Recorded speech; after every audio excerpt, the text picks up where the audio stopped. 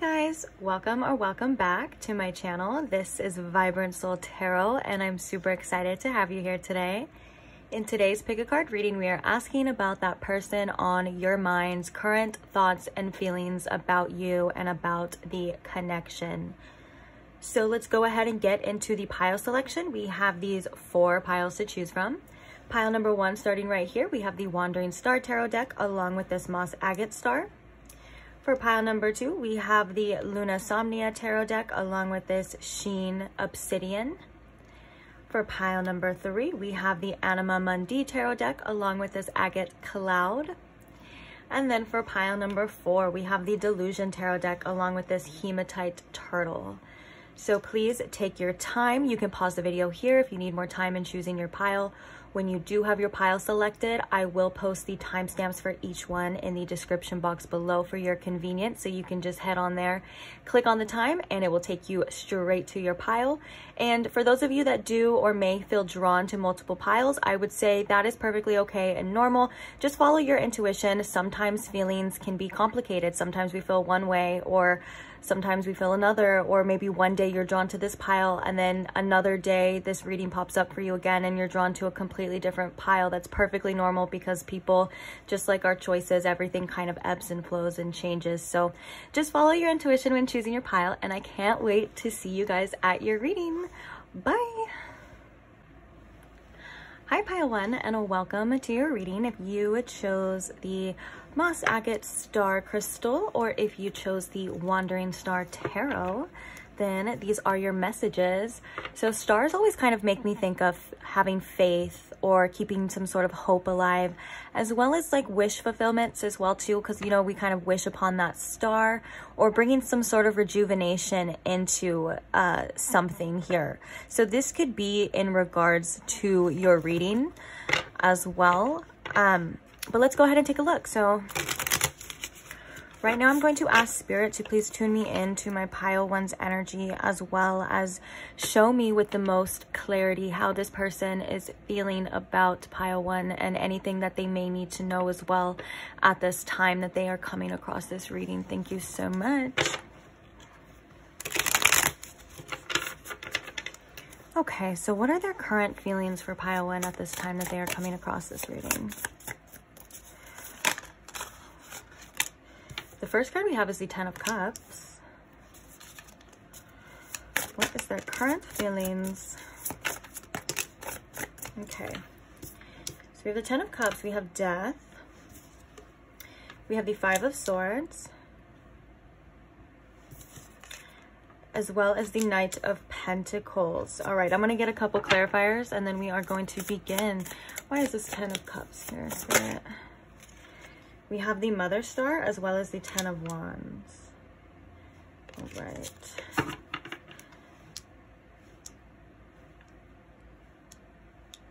So I'm putting the 10 of Wands here. Why do we have this Death card, please? We have the 5 of Pentacles. Why is this 5 of Swords here, please? We have the 4 of Swords.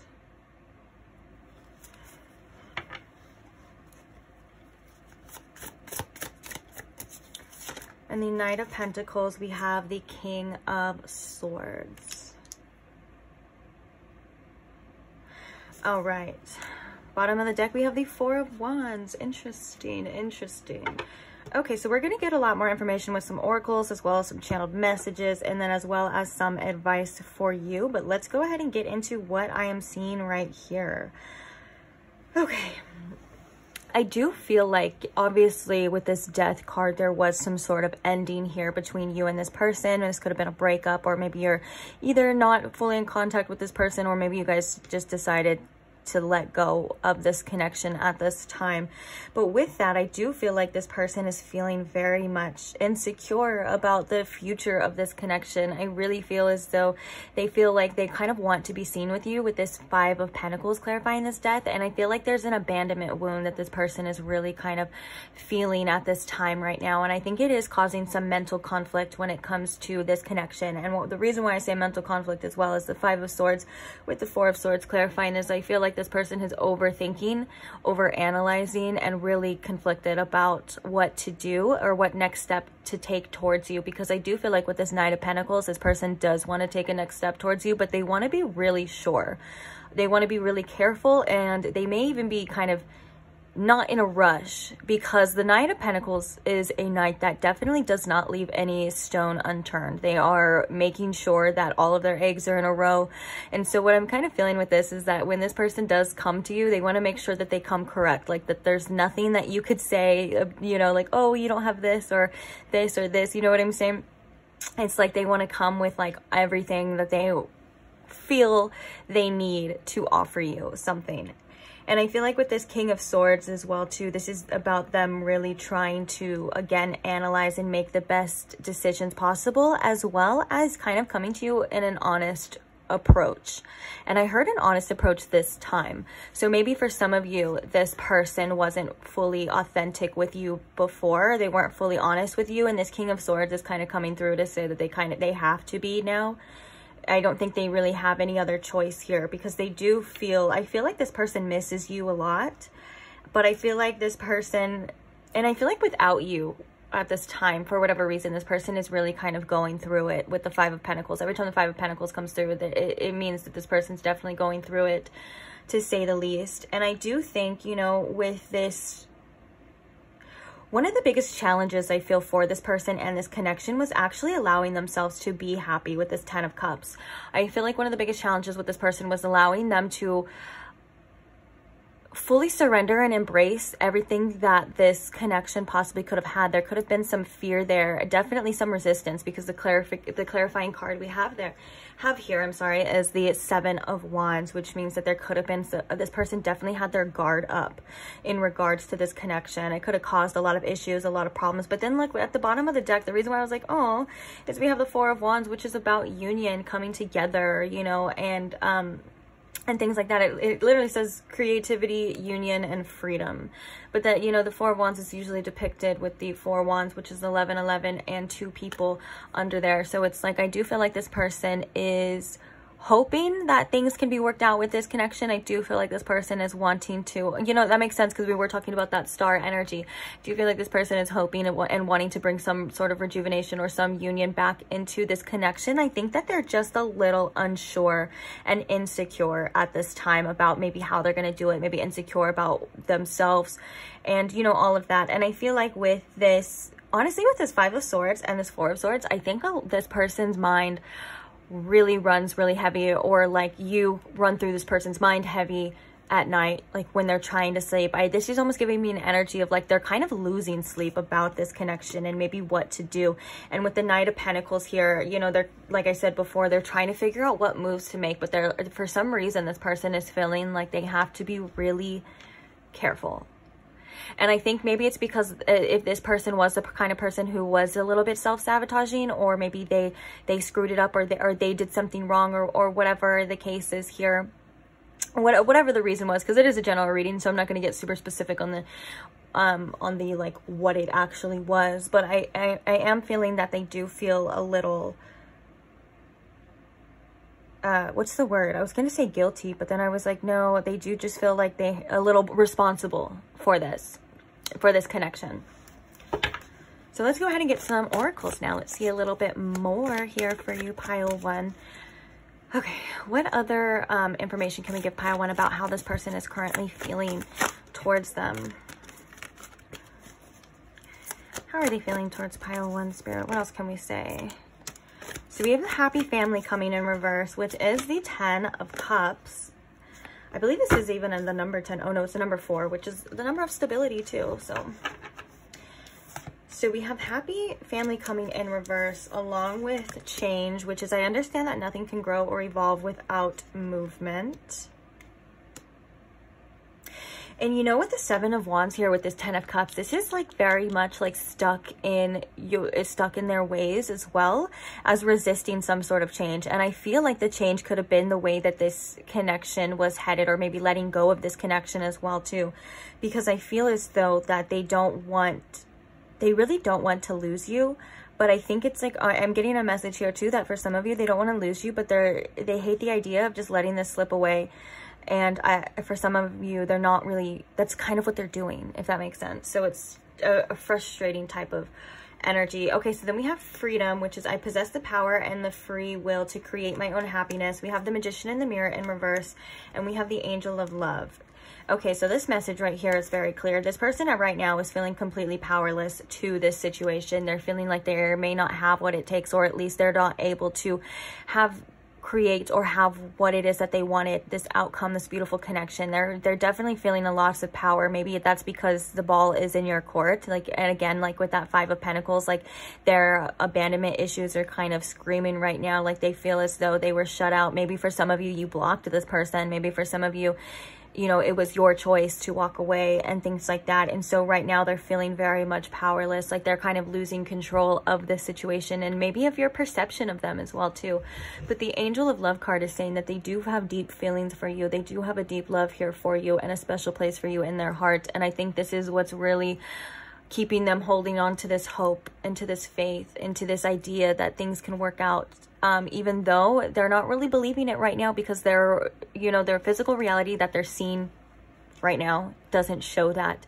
But there's something within this person that still is like holding on to that hope, to that connection, to wanting to mend this relationship here.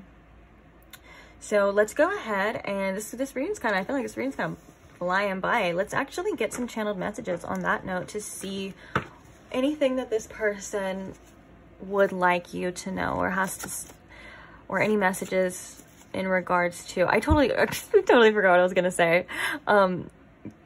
Let's just see what comes out, guys.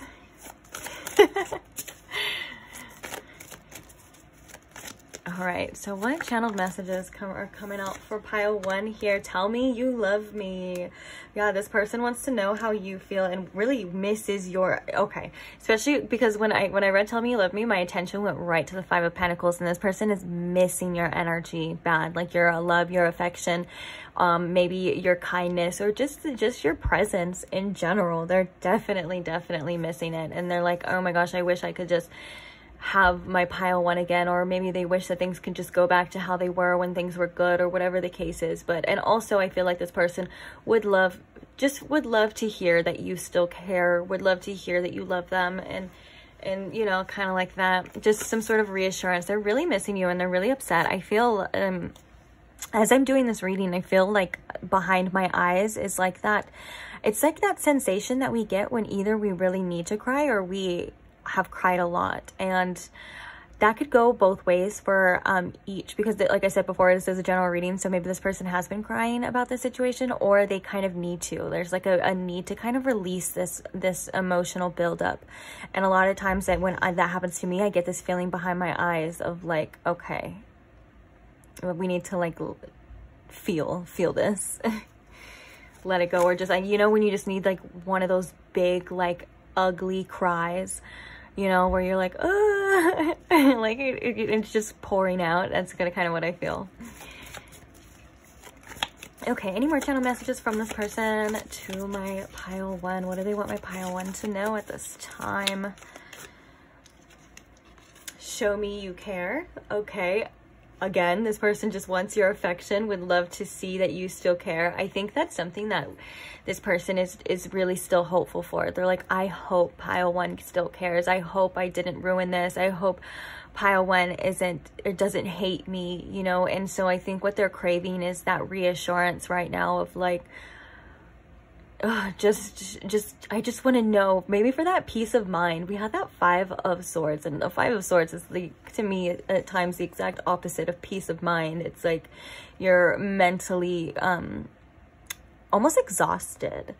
And I think, you know, this has a lot to do with wanting an outcome here with you, wanting you to care, but also feeling like there's no way to know that for sure right now at this time, or there's no way to make it happen. So they're just sitting there and they kind of have to accept this. And that's something that I think this person really isn't doing, or at least not mentally doing, which is interesting because the whole theme of this reading was like star. And that's why we were like, in the beginning, I was like, they, you know, represent hope and faith. And so this person's like hoping that you still, you know, will come around or care or whatever.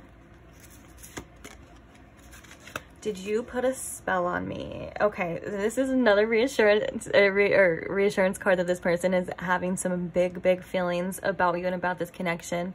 Oh my gosh, I'm hearing that one part of that song. Girl, you must be doing magic. Turn fucking you to a habit. How else does it go?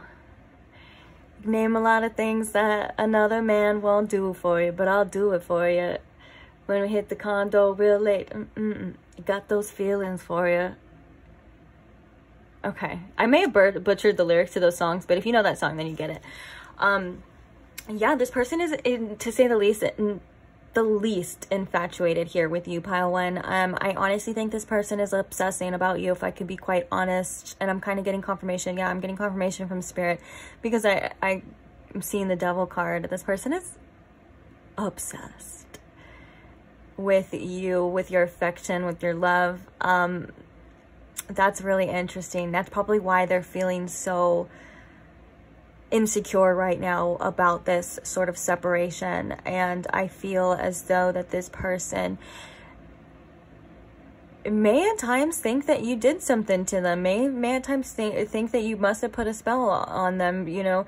And every time this card comes out, I feel like I have to talk about it, and because it's unfair for us spiritual people, you know. Like, if you're any type of spiritual or woo-woo or whatever you want to call it, or you know, you're into tarot or magic or things like that, most of the time people around you, or like relationships, assume that you must have done some spell work or something on them. And to me, it's so funny, because it's like, that's really bold of you to think that I would waste the energy to even try to do that. Second of all, I don't really believe in like doing anything against free will, you know, and things like that. And I'm sure that most of you can say the same thing, like in the fact of that you didn't do any kind of spell work on this person. I think most of you, it's just your vibe, and you're just, you know, that person that, of course, I think for most of you, I'm like feeling like, of course you miss me. Of course you feel this way. Of course you do. Like, you're like, it's me. Hello. Yeah. Oh, now I'm hearing that other song. It's like, hello. Do you know who the F you're talking to? But yeah, but you know, that's just a projection that people do as well too, when they're not going to take accountability for their own feelings. It's like, dude, just fess up and say that you have big feelings for me, that you have, you know, strong feelings for me. I didn't do anything to you. Like, you need to take accountability for your own feelings and leave that blame stuff alone. I feel like sassy now. I feel like a little frustrated with that one. Maybe some of you are like, ugh, I'm so sick of hearing that, you know? All right. So any more channel messages here? I can't even, uh-oh, I've caught feelings. Literally right after we were just talking about take accountability for your own feelings. And then they're like, uh-oh, okay, I've caught feelings.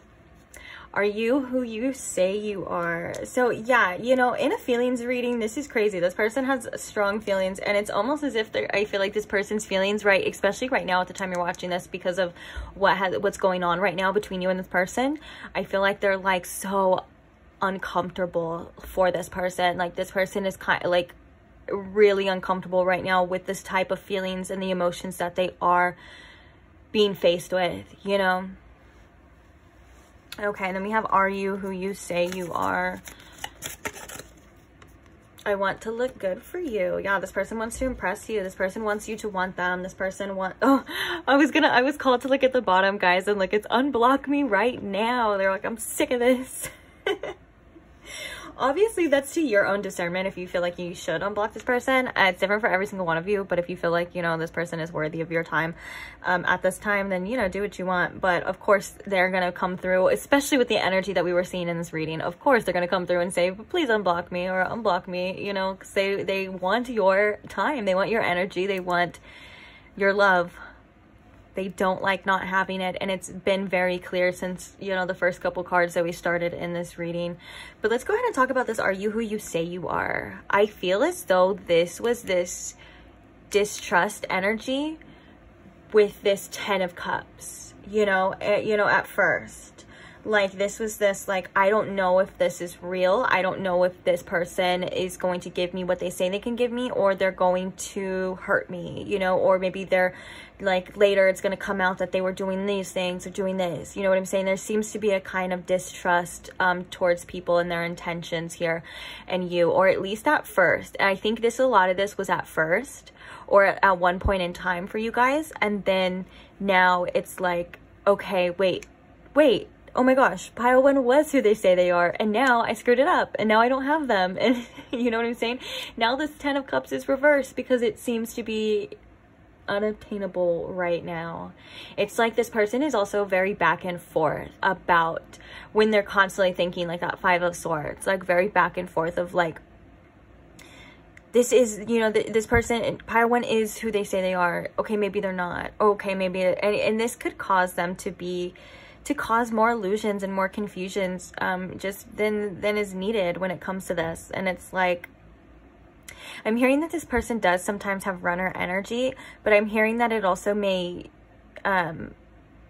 switch between you and this person as well too. For some of you, that maybe sometimes you're the runner and sometimes this person's the chaser right now, or at certain times. Sorry, is what I meant to say. But I do believe that this person kind of does have some trust issues when it comes to people's intentions and stuff. And I think that they felt your intentions, and I think that they inside, like their heart believed them, but their head was like, no way. But now it's like, now that it seems to be kind of all ripped away from this person, now it's like, oh, they know what they want. Oh, now it's really clear to them. You know what I'm saying? It's like, now that they can't have it. Interesting. Okay, that's my favorite word, interesting.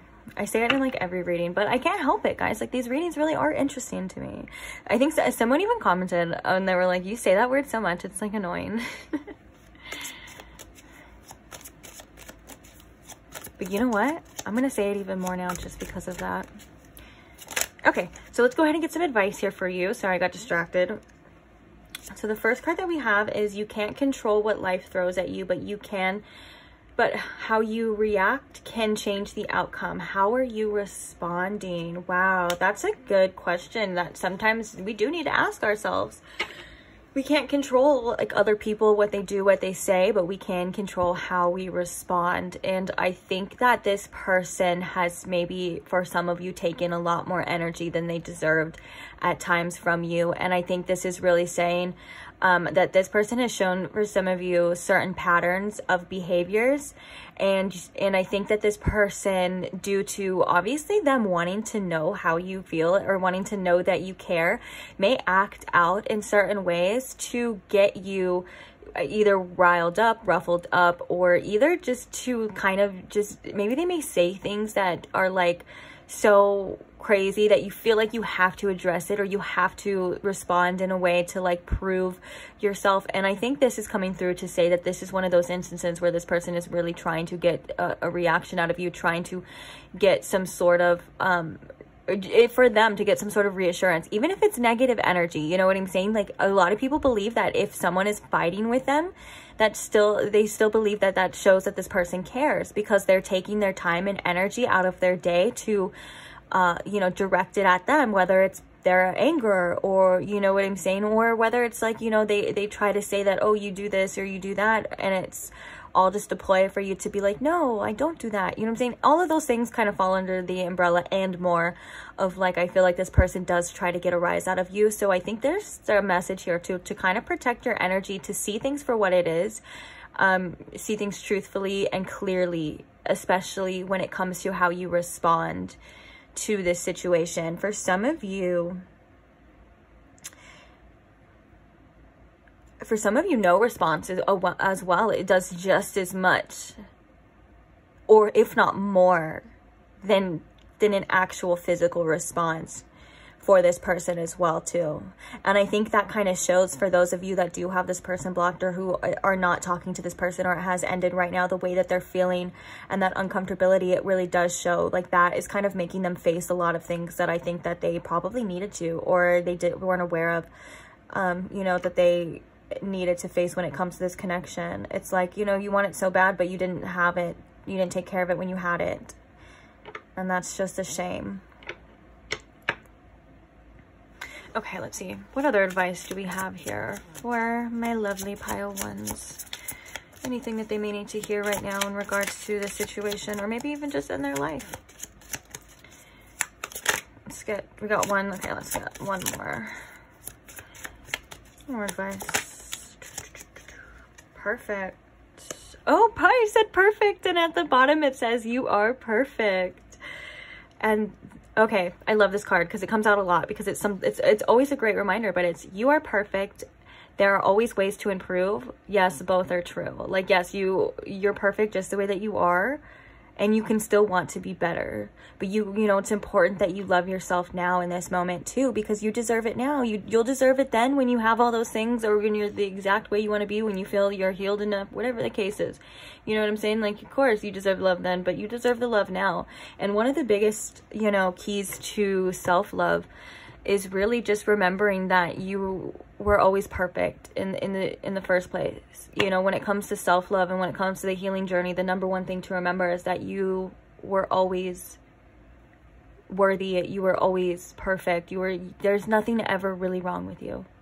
And that's a really powerful place to be as well too. And that's a really powerful thing to remember as well too about us, and that's a really powerful love that we give ourselves, is to remind ourselves that we're fine just the way that we are. Yeah, maybe we want to improve some things to make our lives easier, you know what I'm saying, or heal some things to attract better things, of course, but you're still so perfect and so beautiful right now. Like, you are literally a beautiful creation of the universe, and you are literally the universe experiencing itself through you and through your experiences. And if that wasn't the case, if you weren't utterly perfect or utterly necessary and needed in, you know, in the universe, then you wouldn't be here. So it's okay to take up space as well too, because, you know, if you weren't supposed to take up space, then you weren't supposed to be here. And you deserve everything that comes with that as well too. All the love, all of the confidence, all of the, you know, relationships that are going to feed you and nurture you in the way that you know deep down you truly believe to be fed and nurtured. All of those things you can have, and you do deserve as well too. Okay, my perfect little angels, let's see what other advice we have here. So the other card we have is don't be spoiled or entitled, acknowledge your privilege, and practice gratitude. This is a card that comes out to me quite often as well too, when we realize that we are kind of taking certain things for granted sometimes. And I think that the main message with this card, even though it's a very sassy message, don't take offense to this as well, because what I'm getting here, the main message with this is to practice gratitude. Look around you, all the things that you have right now. Like, if you have a roof over your head, if you have you know, food in your stomach, or at least the option to feed yourself, you know, and you have fresh clean water, you, my friend, are rich. You are so rich, because richness doesn't really mean money or financial things as well too. Just having these things, you know, and these things is a privilege as well, even though it is something that we deserve, and obviously we need to you know, survive. But the fact that you are loved and taken care of by the universe too is so amazing. So just remind yourself, you know, when you're feeling down, to stop and smell the roses, because one of the easiest ways to become grateful or to be in the energy of gratitude is to focus on almost the most like mundane things, and the, like, you know, the most littlest things. Like, literally, when you're walking and you see a rose bush, stop and smell the rose and see how good it feels. When you're taking a shower, you know, feel the water on you, and the smells of your soaps, and just these little things that you have that are just, that make us so grateful and just so present in the moment as well too. And the reason why I stress this about the mundane things is because our lives are 99% mundane events. Yes, there's those big things, you know, where we have vacations, events, or, you know, there's, of course, we're going to go through bigger things too, but behind that and on the other side of that, you know, it's all mundane experiences. So when we find the littlest things to be grateful for, it completely changes our life. It really does. And sometimes I can be very spoiled and entitled too. And like, you know, we expect things, we expect this, or it's almost not even like expecting, it's just like we take it for granted, you know, almost like I'm getting that message of like, this is so silly, but you know how sometimes when you get sick and like you can't breathe through your nose, and then you're sitting there and you're thinking of all the times that you took breathing through your nose for granted. I know it sounds so silly, but it's the same thing. It's like we really do have so much to be grateful for, even if, you know, there's other things that are going wrong or stuff like that. There's always a chance to shift your focus. So maybe this is a message for some of you as well too, just to make you feel better whenever you need to feel better, you know. Okay, and then the last card we have coming out for you was comparing yourself to others is pointless. Things may not be as they seem. Just do you. Oh yeah, this is such a true message, especially when, you know, in this day and age of social media. Oh my gosh, everything on social media, everyone's life seems so perfect. Their bodies, their you know, relationships and all of that stuff, it seems so perfect. But I will tell you, first off, that is all a lie. And of course, people are only showing you what they want you to see. Like, you know, no one ever shows their horrible side, or like even like photos are edited and things like that too. And also our lives and our experiences, like this is one of the biggest messages that Spirit has, you know, had me learn a while ago, is that each of our individual experiences, the reasons why we come here, is different, and there's no true measuring stick to how it's supposed to be, you know, or how it's supposed to go. So comparing yourself to others is really doing yourself a disservice. And it's like they say, comparison is the thief of joy, because how one person's life is going isn't how yours is supposed to go. And also, if you're seeing someone, like, you know, for example, like thrive in a field that you're wanting to thrive in, or thrive in an experience that you're wanting to thrive in, just know that they weren't always thriving, and they're probably not always going to be thriving. And just like you're not maybe feeling like you're thriving right now, that doesn't mean that you never will. Everyone has their own time, and that's the whole point, is it's their own time. So try not to compare yourself to other people, what other people do, even what other people say. You, my friend, are so unique and so special and so perfect in your own little way. And the best thing about being you is that no one else is you. No one else can do you the way you do you. And that is quite literally an advantage. So yeah. I think I'm going to leave this here. My throat seems to be a little I get like that little throbbing kind of feeling, which means, you know, there's kind of a message there as well too. Don't be afraid to speak your truth. Don't be afraid to also stand up for yourself as well too when you feel like you need to. And tell yourself that you're amazing. Tell yourself that you love yourself too. Because I feel like you really want to hear it the most from you at times. Our inner selves, they really do. And that's kind of one of the things too, is we look for lost parts of ourselves, or parts of ourselves in other people, you know, and other experiences. And just, it's cliche, but it's true. What they say is that you really do have all of you need. You really do have all you need, inside of you. And just a little bit of self-love goes a long way as well too. So don't forget to give yourself that love and yourself that attention too, because you freaking deserve it. And I don't need to explain myself anymore. Okay, do it.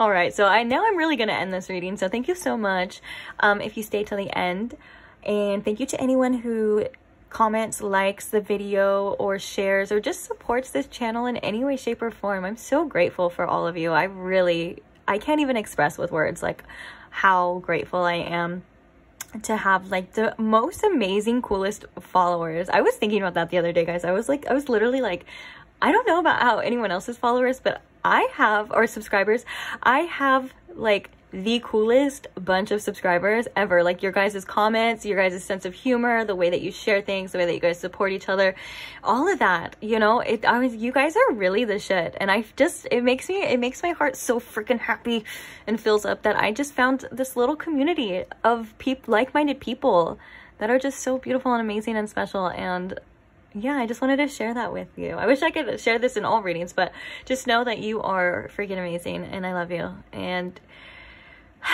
we got this, guys.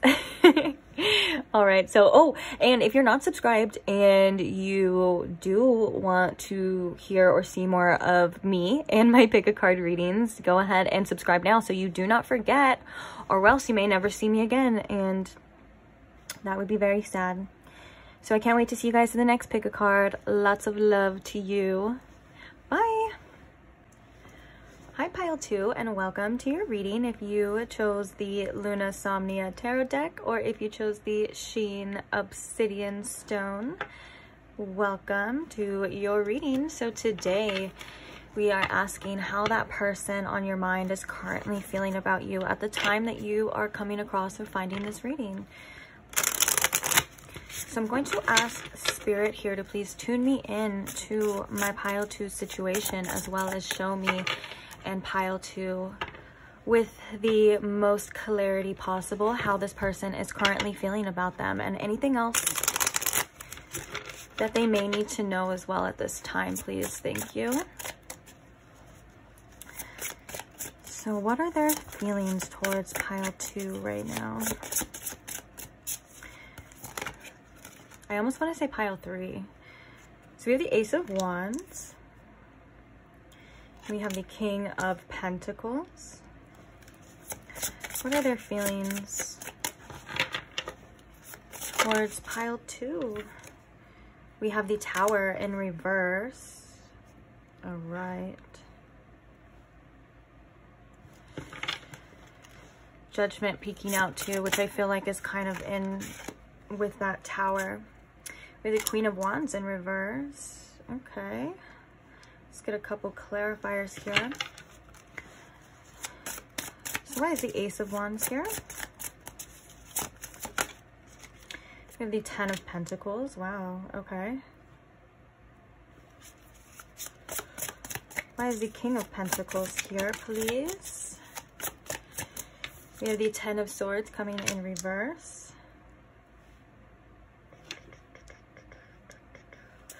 Why is the Tower in reverse here? Let's get over here.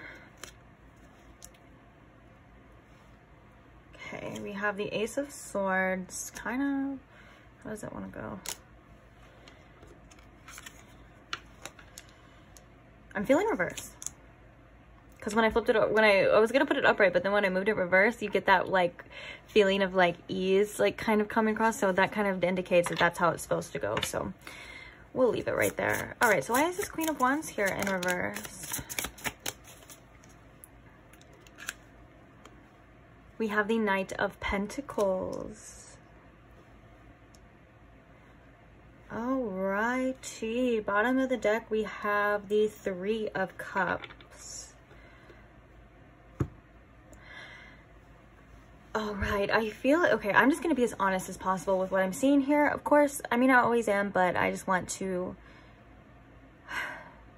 I guess maybe like a trigger warning, but I feel like the things that I'm about to say are things that you may already kind of know here. So maybe not, but anyways, let's start over here. So we have the Ace of Wands and we have the Ten of Pentacles. Now I feel like this person is attracted to you. I feel like there's some inspiration here. Like, I don't know if you and this person had a conversation in the past or before about the future and where you guys see this going, because they do feel like they want to pursue a future with you, especially with this Ten of Pentacles. The Ten of Pentacles is definitely a future energy. It's about building and getting to where, you know, you feel the most secure and where you feel the most comfortable within this connection. So this is something that they are feeling that they do want. There is a desire for that with this Ace of Pentacles, almost like this inspiration, something has caused this to be a spark of inspiration. Now with the King of Pentacles, I do feel like the King of Pentacles is really, again, kind of about that, you know, this person being a more stable figure in your life. And I think the reason why the Ten of Swords in reverse is coming with this King of Pentacles is because there's a need for this person to, first of all, I feel like if there was some sort of painful ending here, this person is not really wanting to accept that, to say the least. And I think that they're still wanting to, like I said, be that person in your life. But I feel like also that there's a need for this person to be a lot more stable than I think that they're able to actually be at certain times, if that makes sense. Because the fact that we have the Tower coming in reverse is really telling me that there is a lot of resistance to change within this person, and I think within this connection. I think this person with the Ace of Swords coming in reverse to clarify the Tower in reverse is really saying that, you know, that there's a lack of accountability, I feel, when it comes to this person's part, and when it comes to the drastic changes and ways that kind of need to be burned away in order for this person to be that King of Pentacles that they can be for you, which the King of Pentacles is someone who is also really reliable.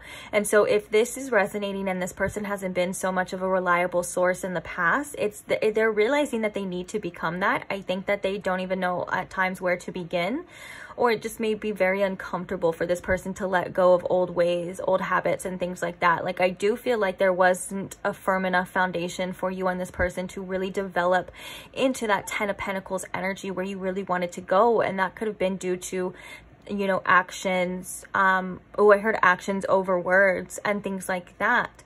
And I think the words that this person speaks are the true wants and the desires that they do want, but I think their actions aligning with that is a lot more, especially with this 10 of Swords in reverse. There's wounds and I think roots that run a lot deeper in this person than this person is maybe even consciously aware of.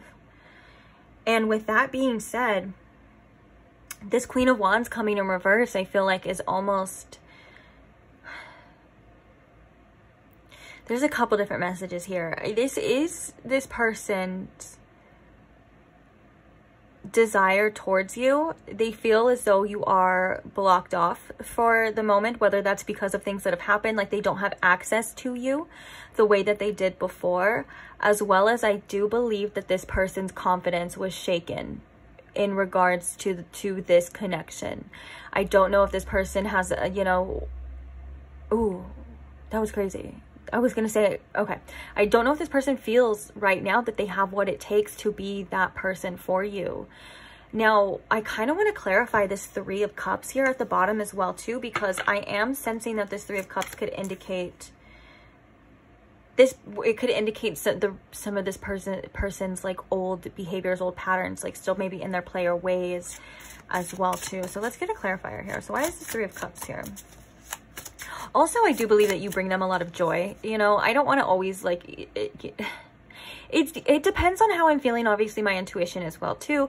And in some cases, it's both, because the 3 of Cups is also a very joyous card. And it's like, oh my gosh, they love your friendship. They love your presence. They have a good time around you. I believe that in this case, all of these things are true as well too. But in a lot of times, relationship readings, especially ones where there is a need of drastic change that doesn't seem to be actually taken root into the physical, it usually means that this person is attached to old ways, old habits of maybe even sabotage. And one way of sabotaging a connection is not being fully honest, or is not or is almost being a little bit too scared as well to direct all your energy towards one person. And I feel like it's because this person is afraid of how strongly they may or they do feel for you, and how much that they may even want you at points in times. And so with that being said, this person could still want to keep their options open just so their ego feels safe. Or maybe this person still likes external validation as well too, so they keep their options open because they get this source of external validation of people validating them, whether that's through their looks or wanting to be with them or whatever the case is. They kind of have that open source as well too. And the King of Pentacles would be an honest person that wouldn't do that. And so I think that they want to be this person. But like I said, I think there's things that are running a lot deeper within this person than they may even realize, these changes that have to take place here. So let's continue on. I'm sorry. Let's go ahead and see what this 3 of Cups is about. Why is this 3 of Cups here? We have the 3 of Swords at the bottom of the deck now, and we have the 9 of Swords. Okay. Interesting, guys. So with this 9 of Swords and this 3 of Cups, there's a fear here of you finding someone else. There's a fear and a jealousy kind of poking through of you finding someone better, feeling like they're a little bit unworthy of your love, unworthy of you. Maybe it's because of how they feel about you, for whatever reason. Okay, I'm sorry. I just saw the Libra sign. I don't know why that could be a very specific sign for some of you, but for some reason Libra was coming up and totally interrupted me.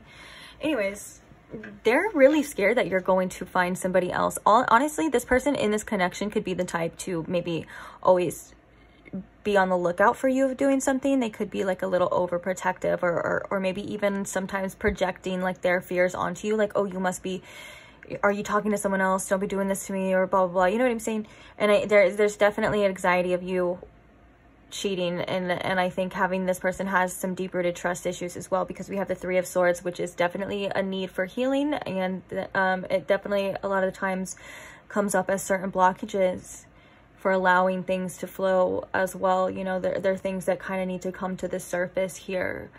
But yeah, so I think for some of you, but okay, and I'm also hearing that message earlier about this person, you know, still maybe possibly being in their player ways and keeping their options open. People that do that end up having big fears that that's going to happen to them as well too, because, you know, through their own perception, if they can do it, they see everyone else as being capable of doing that as well too.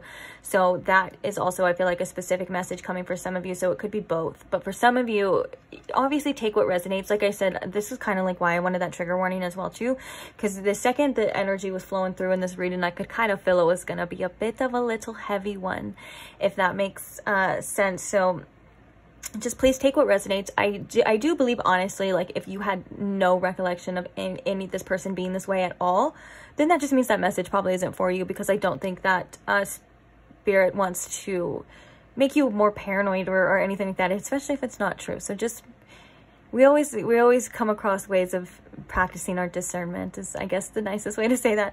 But yeah, so let's continue on, guys. Let's see some oracles here, because I'm really interested more about how this person is feeling, because I do feel as though this person has a lot of pain and fears that they're kind of needing to deal with here. But I do feel like they're seeing you as someone who's worth dealing that with. Like, they're like, I want you in my future. I can see a future with you.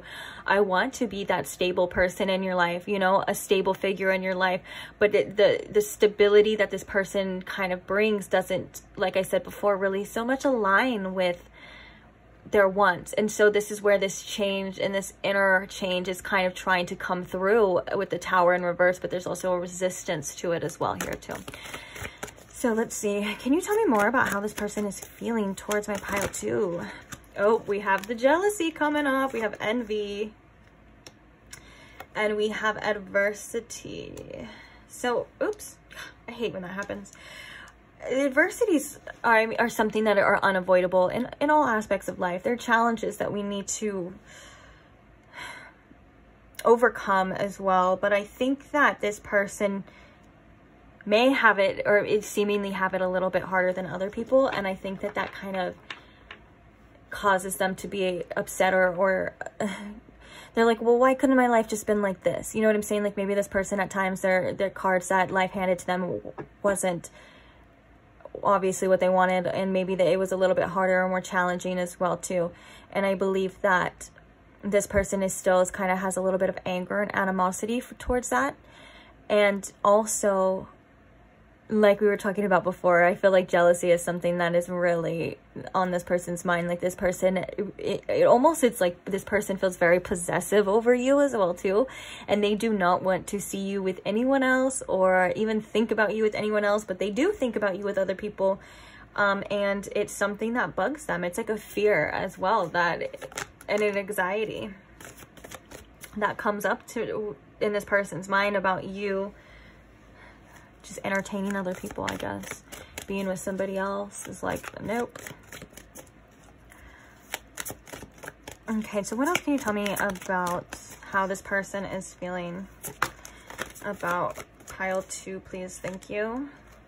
Oh, we have gratitude. I love that. That's a good energy to kind of combat this other energy, because I don't ever want to be like negative as well too. And I don't think this reading is negative, because I feel like this person has positive emotions, positive feelings for you. They're just, it's a little complicated, and aren't all relationships a little complicated? But yeah, this person is so grateful for you, to say the least. This person has you hold a special place in this person's heart. And I think what really upsets them is the amount of challenges that this person feels when it comes to this relationship. It's almost as if with this envy and this and all of these kind of together, this is telling me this person's like, why can't it just be easy?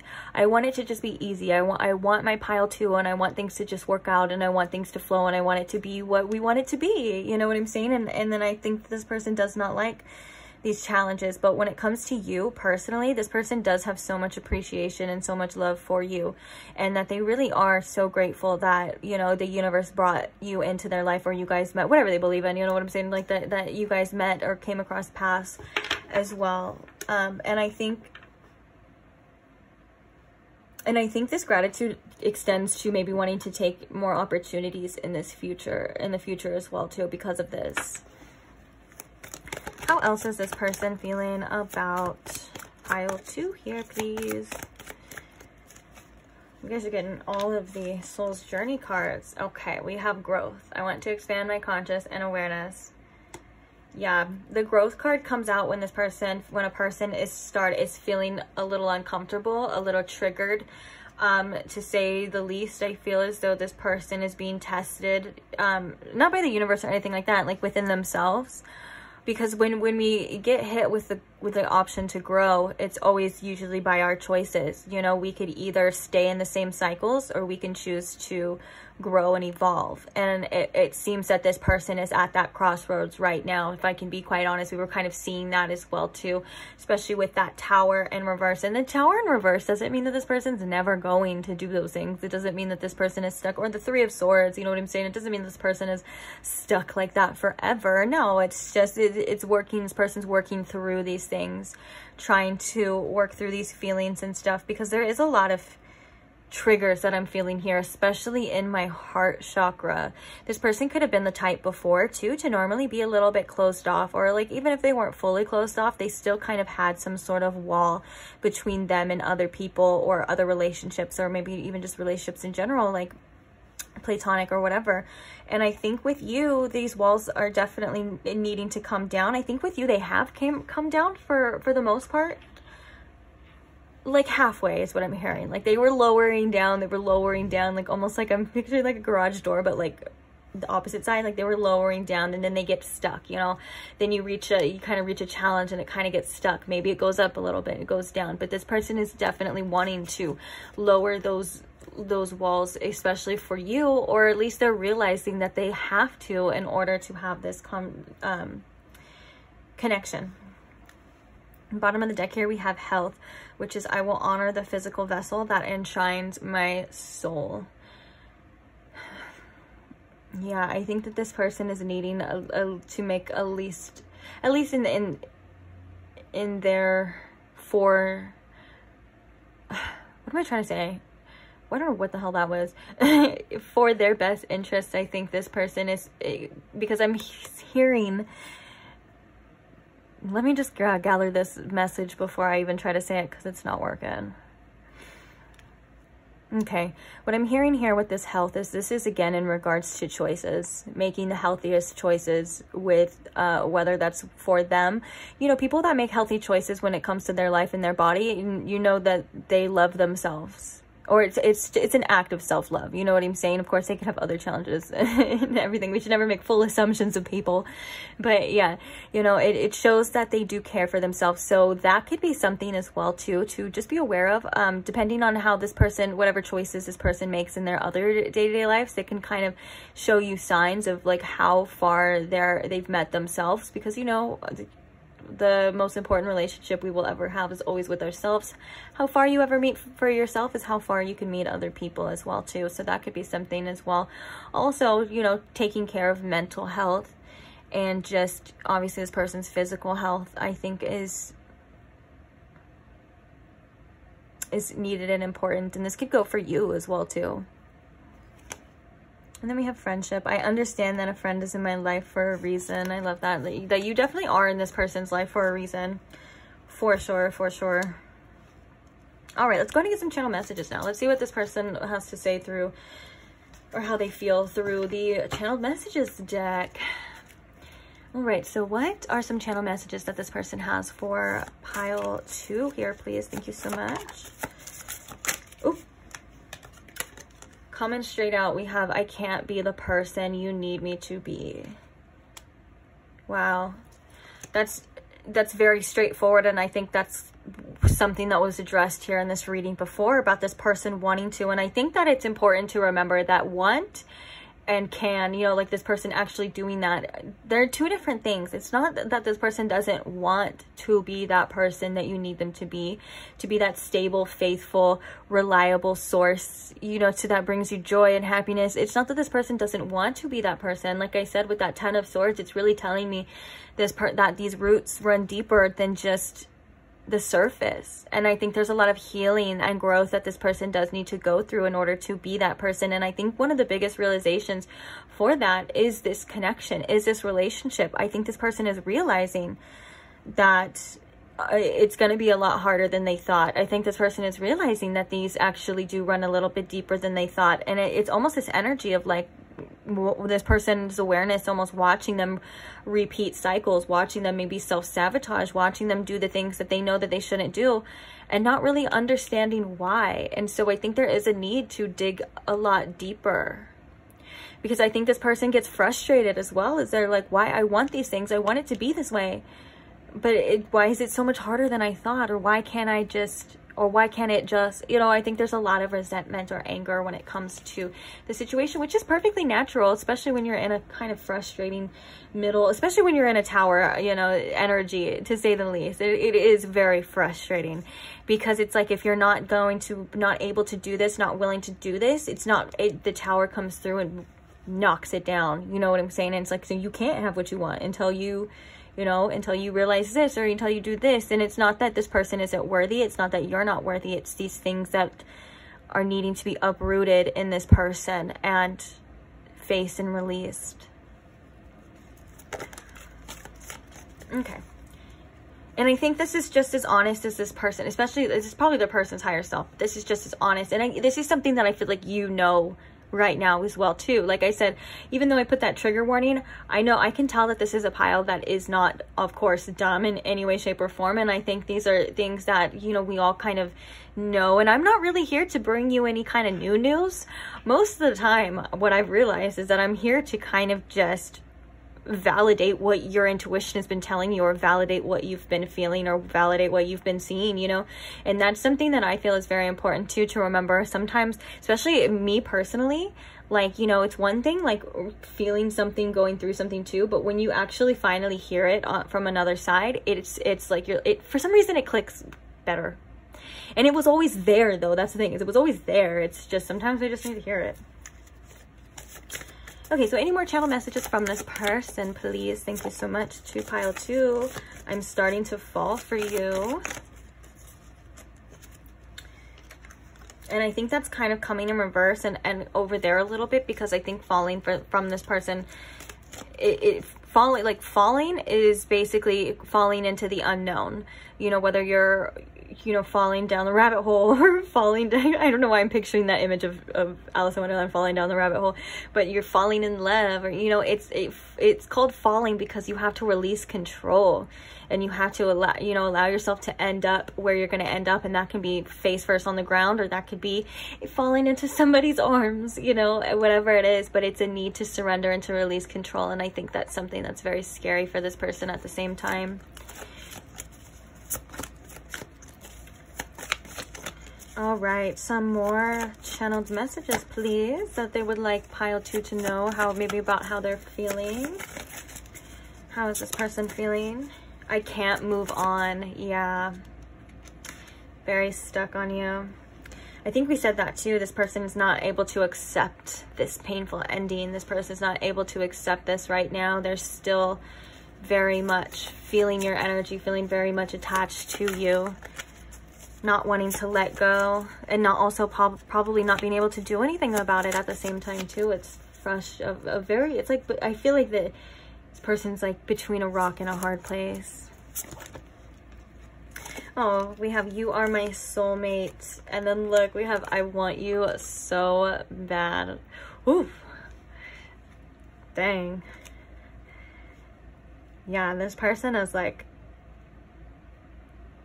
first of all, very attracted to you, very sexually attracted to you. The Queen of Wands doesn't come out unless this person does have a sexual attraction to you, even in reverse. Obviously, like I said, I feel like the Queen of Wands is coming in reverse because they may not have access to you anymore. And I think that was also about this person's confidence too, and confidence in moving forward and with you. And this, it seemed to have been shaken, or maybe they seem like you're out of reach as well. But that does not lessen the fact that they are very attracted to you.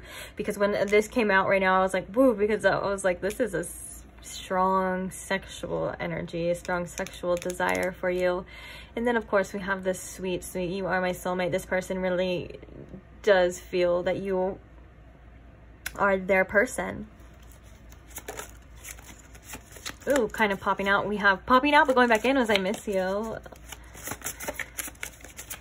Maybe they don't want to admit it to you or to themselves. Okay, let's get like one or two more and then we'll go on to the advice here for you. What did I just say? I was like, maybe they don't want to tell you, or they're kind of trying to hide it or whatever. Okay, so we have, I miss you so much, but I'm too stubborn to tell you. So thank you for that validation. Or now I can't think of certain words. Why does my mind feel so like spacey when I'm doing this reading? Like that, like there's a word that I was just, it just feels like right there, but so out of reach. Maybe that's connected to this person's energy. Interesting. Okay, so let's go ahead and see what else we have though. So we have, I am still salty and butthurt.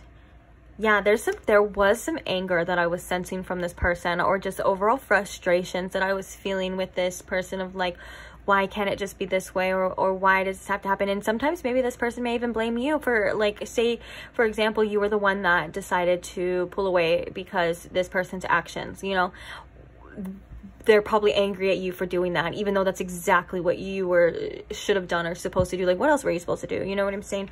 I think that's just the frustration that this person kind of has. And I don't think that they really blame you. Like, deep down, they do not blame you for doing what you feel you need to do. I do believe, though, that they just get really frustrated with themselves and the circumstances and outcomes as well, too. Okay, so right here we have, I want to get to know you more. And what I heard specifically right now from Spirit was, this basically is saying that I want to let you in more. You know, and because sometimes, you know, when we getting to know someone, you have to also get to know the deepest parts of themselves, and they have to, you know, to have a healthy relationship, you have to be able to take off that mask that we all have a certain mask, and allow yourself to, you know, process things, feel things, and show up how you feel, and that alone deepens the bond that you have with another person, you know. And I think that this is that person saying, like, you know, I want to be able to do that. All right, so that's it for the channel messages. Actually, when I put this down, I was called to look at the bottom. Is there still a chance? Of course, that's at the bottom. Of course, that would be at the bottom. Like, is there still a chance? But now I'm going to move on, and we're going to see some advice here for you. So let's go ahead and ask Spirit, what advice does pile 2 need to know right now when it comes to this situation, or maybe just in their life in general? What do they need to hear right now? What advice? Okay.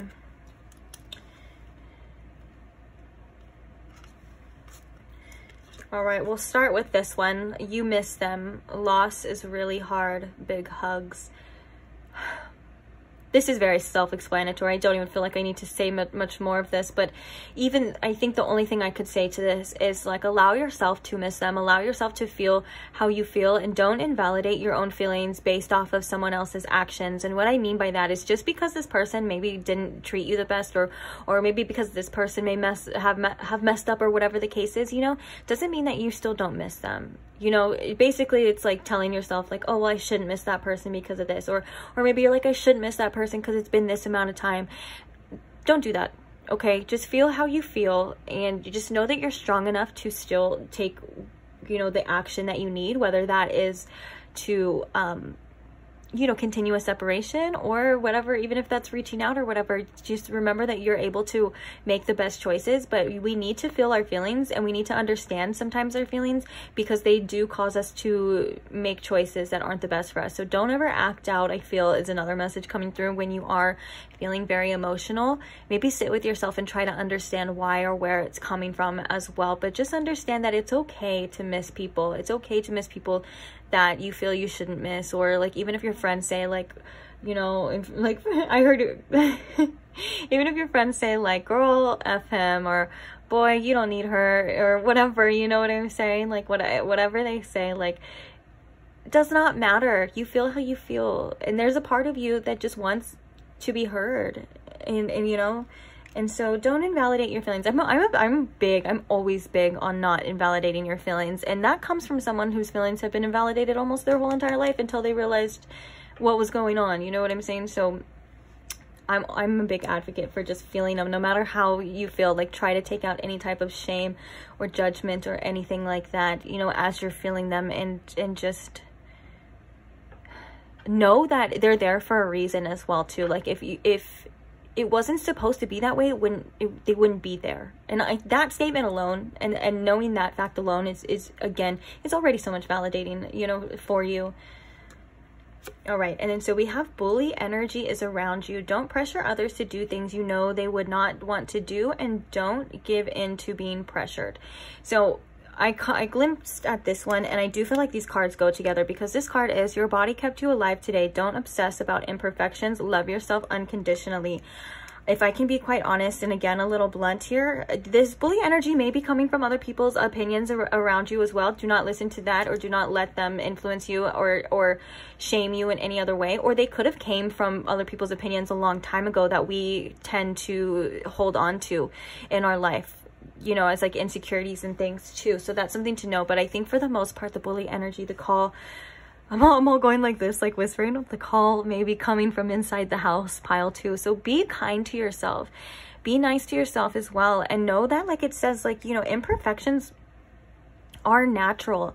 Nothing we see on social media these days, or nothing we see like on the TV, is ever even real. Everything is photoshopped, photo edited. Everyone's life is cut to be so perfect and to fit this stupid societal mold, and you know, and everything like that. So it makes us, the viewers, a lot of the time, especially growing up in a day of social media and things like that, you know, it makes us see those things and be like, that's what we know, and so there must be something wrong with us. There's nothing wrong with you. Like, people have, like, especially when the body is one of the biggest things, especially in America, you know, like everyone has cellulite, everyone has some sort of, not everyone, but like 99% of people have some sort of stretch marks, have some sort of disfigurations, have some sort of thing on their skin, body, you know, acne, whatever, that they do not like.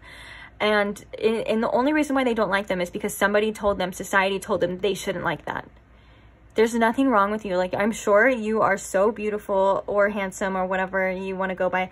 You know what I'm saying? I'm sure you are, and I'm sure this person is very much attracted to you.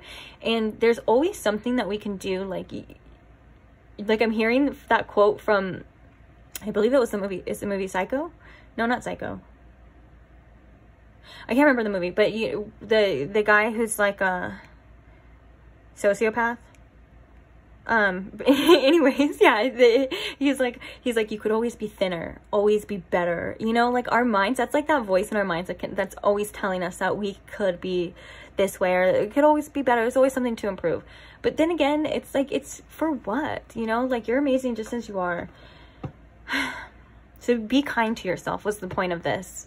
Don't be mean about any imperfections. Like it says, it almost makes me want to cry, because I just want to give you a hug, and I want to tell you and your mind and your body that you are lovable and that I love you, because, you know, your body is just doing the best that it can with what it has, you know, and it is trying, and you can speak to your body as well too, especially in like meditation and things like that. Oh yeah. Talk to your body, tell it you love it, communicate, ask it what it wants, ask it what it needs, what would make it feel good, ask it to help you out, you know, to heal as well too. Communication, you can always communicate with different parts of yourself as well too. So tell it that you love it. Be nice. Ooh, we also have at the bottom of the deck here too, get it out. Write about how you feel on paper and then get rid of that paper. Ooh, yeah, that's such an empowering way to get out your feelings. Like, you can write the most disgustingly horrific things on a piece of paper and get it out, like how you feel, whether even if it's how you feel about yourself, how you feel about other people, how you feel about your life in general. Who cares if it's negative? Who cares if it's bad? Just how you are feeling.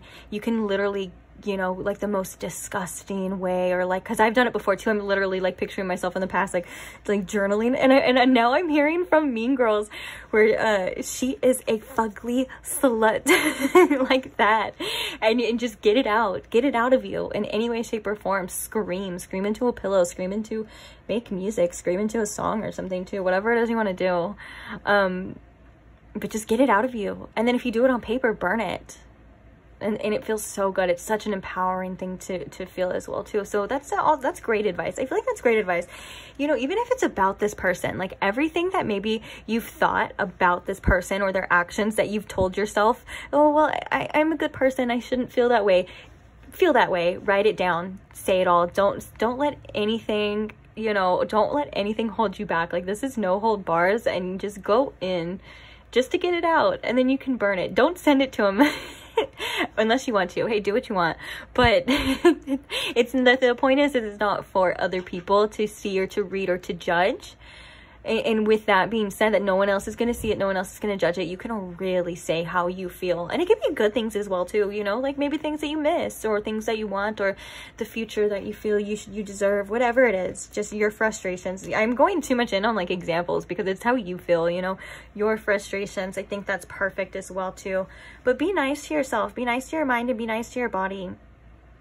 Even if you are wanting change, there's also nothing wrong with wanting to look good, and at the same time, or there's nothing wrong with wanting to, you know, be better, or whatever the case is, you know, or to be sexy, to look good. There's nothing wrong with that. But the only part where it goes wrong, I feel, is when you're putting too much importance on it, or when you're being too mean to yourself, and it's like, it's hurtful and it's damaging. And also when you're not really doing it anymore for yourself. And yeah, it still involves other people, but it's like all about, like, we do things for how we feel. So like, say you have fitness goals or whatever, and you're doing them because you're not doing them because you want to lose weight, or you're not doing them because you want to gain muscle, you want to get you more toned or bulkier, whatever the case is. You're not really doing it for that reason. You're doing it because you want to feel how you know you would feel if you had those things, or if you were that thing, you know what I'm saying? And so that's doing it for yourself. Like, yeah, wanting to feel good is always an energy too. Just don't put too much importance on it, or don't tie it in with your self-worth, because even if you're not there yet, you know, your self-worth doesn't waver. It doesn't, you know, it doesn't increase and it doesn't decrease. Your self-worth is always worthy. It's always where it's at, and regardless of how you look, how your age, or anything like that, it does not falter. And regardless of anyone else's opinions, it does not falter as well too. Okay, so remember that. You're worthy, you're amazing, you're perfect. Just say that just like that when you wake up. I'm worthy, I'm amazing, I'm perfect. Okay, so yeah, I think I'm gonna leave this reading here for you. I don't really see anything else in these cards at this moment to address, so I just want to thank you so much for listening to me. Thank you so much to anyone who supports this channel in any way, shape, or form, whether that is you know, just liking the video, commenting, sharing your stories, subscribing, sharing the video, whatever it is, or even if it's just watching from afar and supporting, you know, supporting me energetically from afar. Regardless, I just want to say thank you. And I can't wait to read for you guys again. I can't wait to see you guys in the next pick a card. Bye. Hi Pile 3, and welcome to your reading. If you chose the Anima Mundi tarot deck, or if you chose this cute little cloud guy, then this is your reading. I feel like I should name him, since he has his own little face and everything, and he's so cute. I think I'll name him Klaus the Cloud. So if you chose Klaus the Cloud, then welcome to your reading. No correlation to Klaus from Vampire Diaries. That's not they're not the same person. Although he does get mistaken for Klaus all the time. All right. So today we are asking, how does that person on your mind currently feel about you? What are their current thoughts, feelings towards the connection as you are coming across this reading? So at this specific time here. So I'm going to ask Spirit here to please tune me in to my pile 3's energy, and please tune me into their situation, as well as show me and pile 3 with the utmost clarity at this time how they are feeling about them, please. Thank you. Okay, so how are they feeling about pile 3, this person on their mind? What are their current thoughts and feelings towards them at this time? Okay, so we have the 6 of Wands.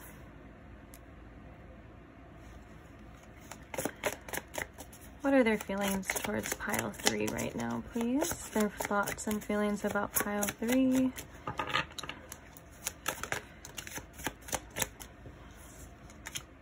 We have the Queen of Wands. And we have the 7 of Wands. We also have the 3 of Swords. Okay. Let's get some clarifications. The 6 of Wands here. We have the Chariot. I love that. For the Queen of Wands, why is the Queen of Wands here, please? We have the 8 of Pentacles. Okay. And the 7 of Wands here. Why is this 7 of Wands here, please? That's way too many cards. I think I'm going to take the King of Pentacles on the top here.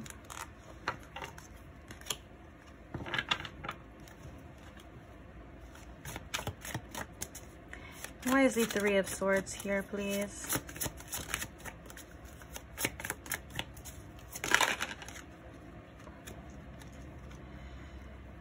Okay, so we have the Strength card. Interesting, guys. This is a very determined energy, if I can say so myself. Bottom of the deck, we have the 7 of Swords. Okay. All right, let's start over here. I feel like with this Chariot and the 6 of Wands, this person does feel that you and them, you know, can have a successful outcome here, and I feel like they want to push through any blockages or anything that's kind of holding them back. That seems to be kind of coming through multiple cards here with the 7 of Wands as well too. I feel as though this person, it's like they want to fight for this connection. I think that they don't just want to let it go, because they see so much potential in you, and they see so much potential in this connection, especially with this 8 of Pentacles and this Queen of Wands. They're very much drawn and attracted to you, and also they're really much drawn and attracted to making this work long term, and maybe working through anything, any problems that you may have, or anything that they feel needs work. I feel it's like they feel like you're worth working for, because the 8 of Pentacles is definitely about hard work, and you know, with the Queen of Wands, they're definitely feeling like you're worth it. You know, you're worth putting in that effort for, you're worth putting in that work here for. Now, I feel like sometimes the 7 of Wands can also come as a little bit of resistance, and I think that's why the 3 of Swords came right after the 7 of Wands, because there may be some challenges. They do see that there's adversities and challenges and things that they do need to overcome here, because the 3 of Swords is definitely, you know, blockages as well. And I think that this person right now, for some reason, is feeling a little hurt. Or it may be triggered. I think this person is triggered a little bit. And the 3 of Swords definitely comes through as certain blockages. But with the Strength card right there, I think this is like them, again, that determined energy of overcoming this. It's interesting that we have the Chariot here and we have the Strength card here. Because at first it goes the Chariot, then the next one is the Strength. Because after you put in that work and put in that effort, and you find the willpower, you find the drive to push through all of the obstacles and things in your way to get the outcome that you feel you want and the outcome that you're working for. After that comes the strength, because that's the strength that is gained from these experiences and from going through this. So I do feel like this person is feeling like it's like they're almost being optimistic but realistic at the same time. They're like, I'm not gonna act like I don't see these problems, I'm not gonna act like I don't see these challenges, and I'm not gonna act like I don't have issues, but I know what I want, you know, and I know where I want to go with you. You know what I'm saying? Is kind of the channel message from that person. It's like, regardless of, it's almost as if like, you know, it's kind of a beautiful energy of like almost a realization of like, we could be, you know, we could be fighting every day, or we could be, you know, this, we could be homeless, we could, but as long as I'm with you, as long as I have you, you know, that makes it better, that makes it okay. And they do see you as someone who's worth fighting for, or maybe even worth changing for. Now I kind of want to talk about, so underneath the Seven of Swords, we have the Knight of Cups. And I was going to say, I kind of want to talk about the Seven of Swords, because this is showing me that there is a little bit of distrust. Maybe at one point there could have been some dishonesty. Now this is, okay. We have the Knight of Cups under that too. So I feel like this person may have a hard time trusting where they feel led emotionally, or maybe where their heart is trying to lead them, you know, with that Knight of Cups. They could possibly be thinking that, you know, it's leading them to like heartbreak. It's leading them to a tragedy. It's leading them to, you know, a trap, a dead end, or, you know, getting hurt. Obviously would be the thing, you know, that they're probably most afraid of here within this connection. But at the same time, there's a drive that this person has for you that I think is overcoming this. And I think right now this person is like at a crossroads where they're dealing with this, and they're realizing what it is that they want, and realizing that it's going to take a lot of work and a lot of effort to get there. But I don't think that they're going to let that stop them here. Let's see a little bit more actually, and then we're going to do the oracles. What else can you tell me about this, please? Like that Seven of Swords, about how this person is feeling. We have the Seven of Cups. Okay. Yeah, they let their mind cloud their judgment a lot of the time. And I think they do let their mind get in their way. I think they let their logical mind get in the way of what they're feeling.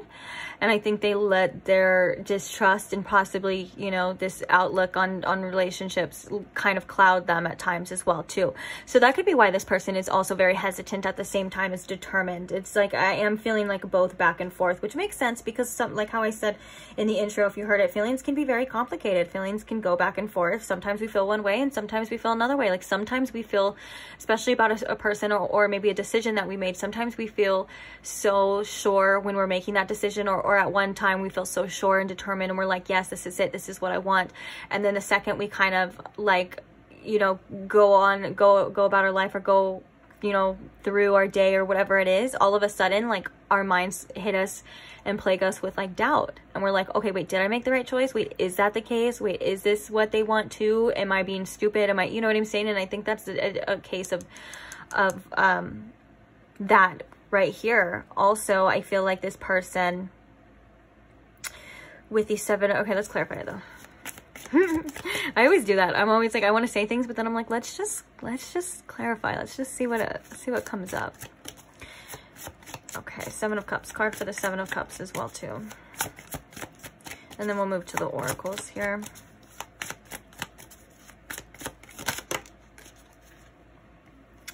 The Devil, the Knight of Wands. That card's not flipped up. Okay. We have the Devil, the Knight of Wands, and the Page of Swords. Yeah. Okay. And the bottom of the deck, we have the Empress as well too, which is beautiful. This is about wanting to create, you know, that life, that abundance as well too, as well as you can be coming through as the Empress if you feel that you are a divine feminine, if that's something that you feel. I mean, divine feminine energy is in all of us, but you know, if that's what you feel is you, I guess is what I'm trying to say. But oh yeah, I was gonna say something else too. So the fact that we have the Page of Swords, we have the Knight of Wands, and we have the Devil, I feel as though this is for some of you, this is also about communication. This person wondering how to communicate this to you, wondering how they're going to tell you certain things, also trying to protect themselves, stay guarded, and making decisions as well too. Now, there's also another message here with this Knight of Wands and the Devil and the Seven of Cups, is that this person feels very strongly for you, but this means that they're going to have to let go of their old player ways. They're gonna have to let go of that old version of them where they didn't really commit too hard. You know, the Knight of Wands is coming through to say, you know, that they were kind of in and out of a lot of connections really fast.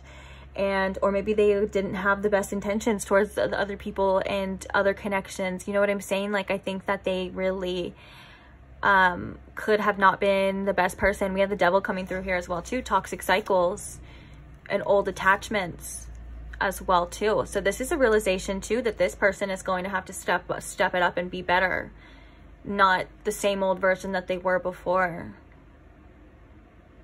And that's why we have the Seven of Cups too, because the Seven of Cups is also here about choices, choosing what is best, what's not. You know, they could be feeling very restricted right now with this Devil card here too, and wanting to know with this Page of Swords what the truth is, trying to find some sort of truth here in this situation. And maybe that's where your head's at. What are you doing? What's going on with you? Like, I'm feeling this way.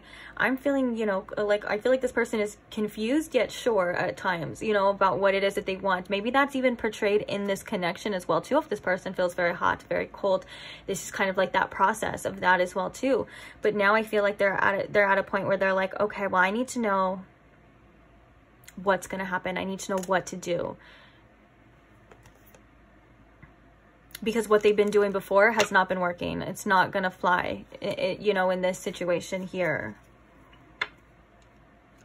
And also, I can't help but to see that this person, in this Devil card right here, this person has their hand on their head, and it's like almost like they're kind of tormented, you know, about what to do. And the Seven of Cups is definitely a card of illusions, a lot of things going on, choices, what to do, what to say. I don't know, you know, it's confusion to say the least as well too. Also, with that Page of Swords coming through with the Seven of Cups, I do feel like this person thinks about you a lot through the day. This could be like some sort of like, because it is about like it's a very daydreamy type of energy. And they're wondering if you feel the same, if you do the same.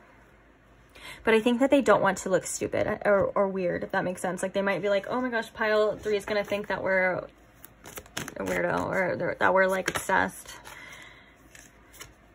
Okay, so we have attachment coming out with that's perfect with that Devil card. Yeah, this is talking about negative attachments towards certain outlooks is what I'm seeing, certain habits and certain cycles that this person is kind of in. So let's read a little bit more into this. What is an example or some of these attachments that we can tell pile 3 to give pile 3 some sort of clarity as well too. Okay, what is this attachment, Spirit? Oh. Okay, these are a lot of cards, so we're just gonna look at them real fast. But these two I feel are like the main ones. So let's go ahead and see what we got here. So we have the attachments, we have death, and then we have deceit, which is that Seven of Swords as well too. But this death card is really, I think that this person still feels very attached to you. If you had to walk away from this person, if you had to let go of this person due to their own actions and these toxic ways and these toxic cycles, this is kind of like almost like a wake-up call, some sort of realization that they're having, that they really need to be honest with themselves about what it is that they feel and what it is that they want.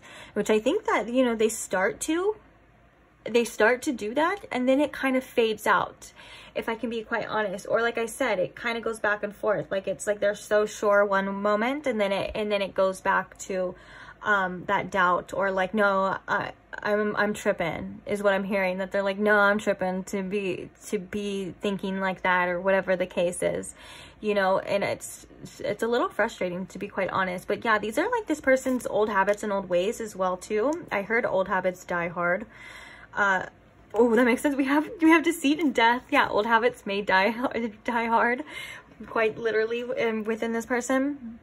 And so it's a lot of realizations of like, this person is, I think, is realizing that they or may at times also be their own worst enemy when it comes to this situation, and when it comes to connections, and when it comes to love. They're definitely their own worst enemy.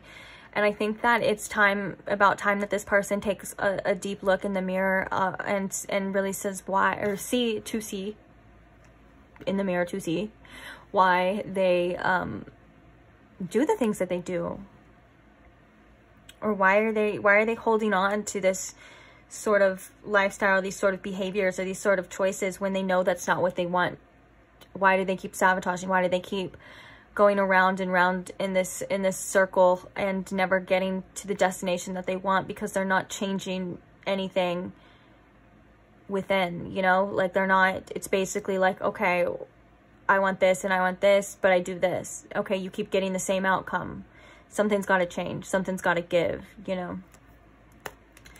And that's why, well, I don't know if that's why actually, because I haven't even seen this, but we have the Angel of Balance, we have love, and then we have acceptance. Yeah, so one of the hardest attachments that this person is going through right now is accepting the fact that this may not work out the way that they want it to. It's definitely accepting the fact that this could be over, the situation, or whether that's future sense, or like, you know, they're like thinking like, well, I have to accept that this may not, you know what I'm saying? Or it's right now. I'm getting for most of you, this is right now, that they're like, okay, I may have to accept that I screwed this up, and I also have to accept that I have really strong feelings for this person at the same time. Like, both of those things together is not, it's not a good mix, especially when it comes to how this person's feeling right now. But yeah, regardless, they're very attached to you. Very, very, very much attached to you still. Feeling your energy. This person could even have dreams about you as well too. And I'm hearing that when this person may have dreams about you too, it's frustrating to them to a certain extent, because they're trying to get away, or trying to maybe release these attachments, or trying to feel better. And then it's like, you know, for most of us, going to sleep is a sweet escape. For most of us, going to bed is where we kind of get to let go of all of these things. And then it's like, poof, there you are. There you are in their dreams too. They're like, dang, I can't get away.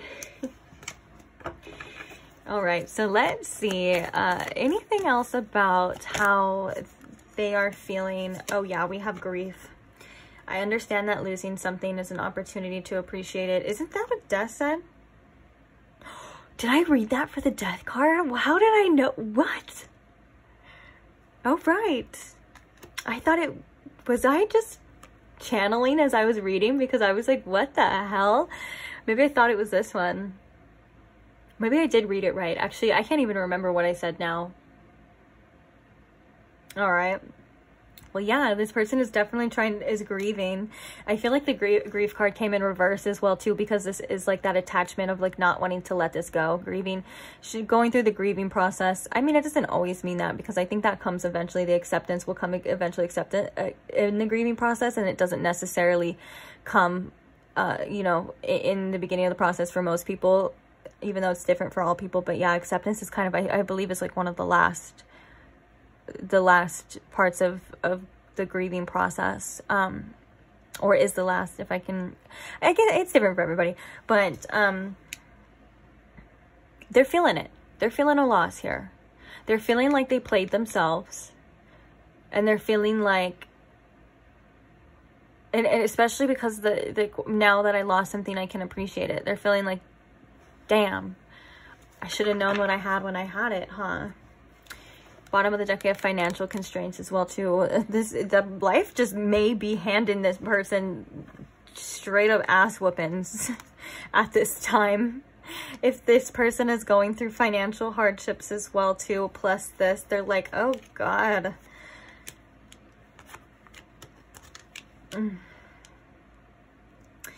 A lot of orange energy here too, red and orangey energy, a little bit murky, like kind of red and orange right here too, but this is definite sacral chakra energy, which is that desire, that passion, that creation energy as well too. All right, so let's go ahead and get some channeled messages for you. So what are some channeled messages about this person's feelings for Let's Make Up? Didn't even let me finish talking. Rude. That's so funny. So yeah, this person, and that we kind of saw that in the beginning of the tarot as well too, that, you know, regardless of the outcome or what's happening right here, what's actually going on is this person does want to have this successful outcome, have this victory with you, and they're willing to work on it for the most part, as much as they're able to, and they're obviously seeing that you are worth it. But that, I mean, I don't want to be a Debbie Downer. I don't want to be a negative Nancy, because I'm not. I'm not. This is just something that I'm seeing, that this person, and this was something that, you know what's crazy is in pile 2, I was like, I want to keep saying pile 3 for a reason, but that was, you know, interesting or weird because I haven't done pile 3 yet. But I'm kind of getting a similar vibe here. So if you were drawn to pile 2, there could be some messages in there for you, or like vice versa.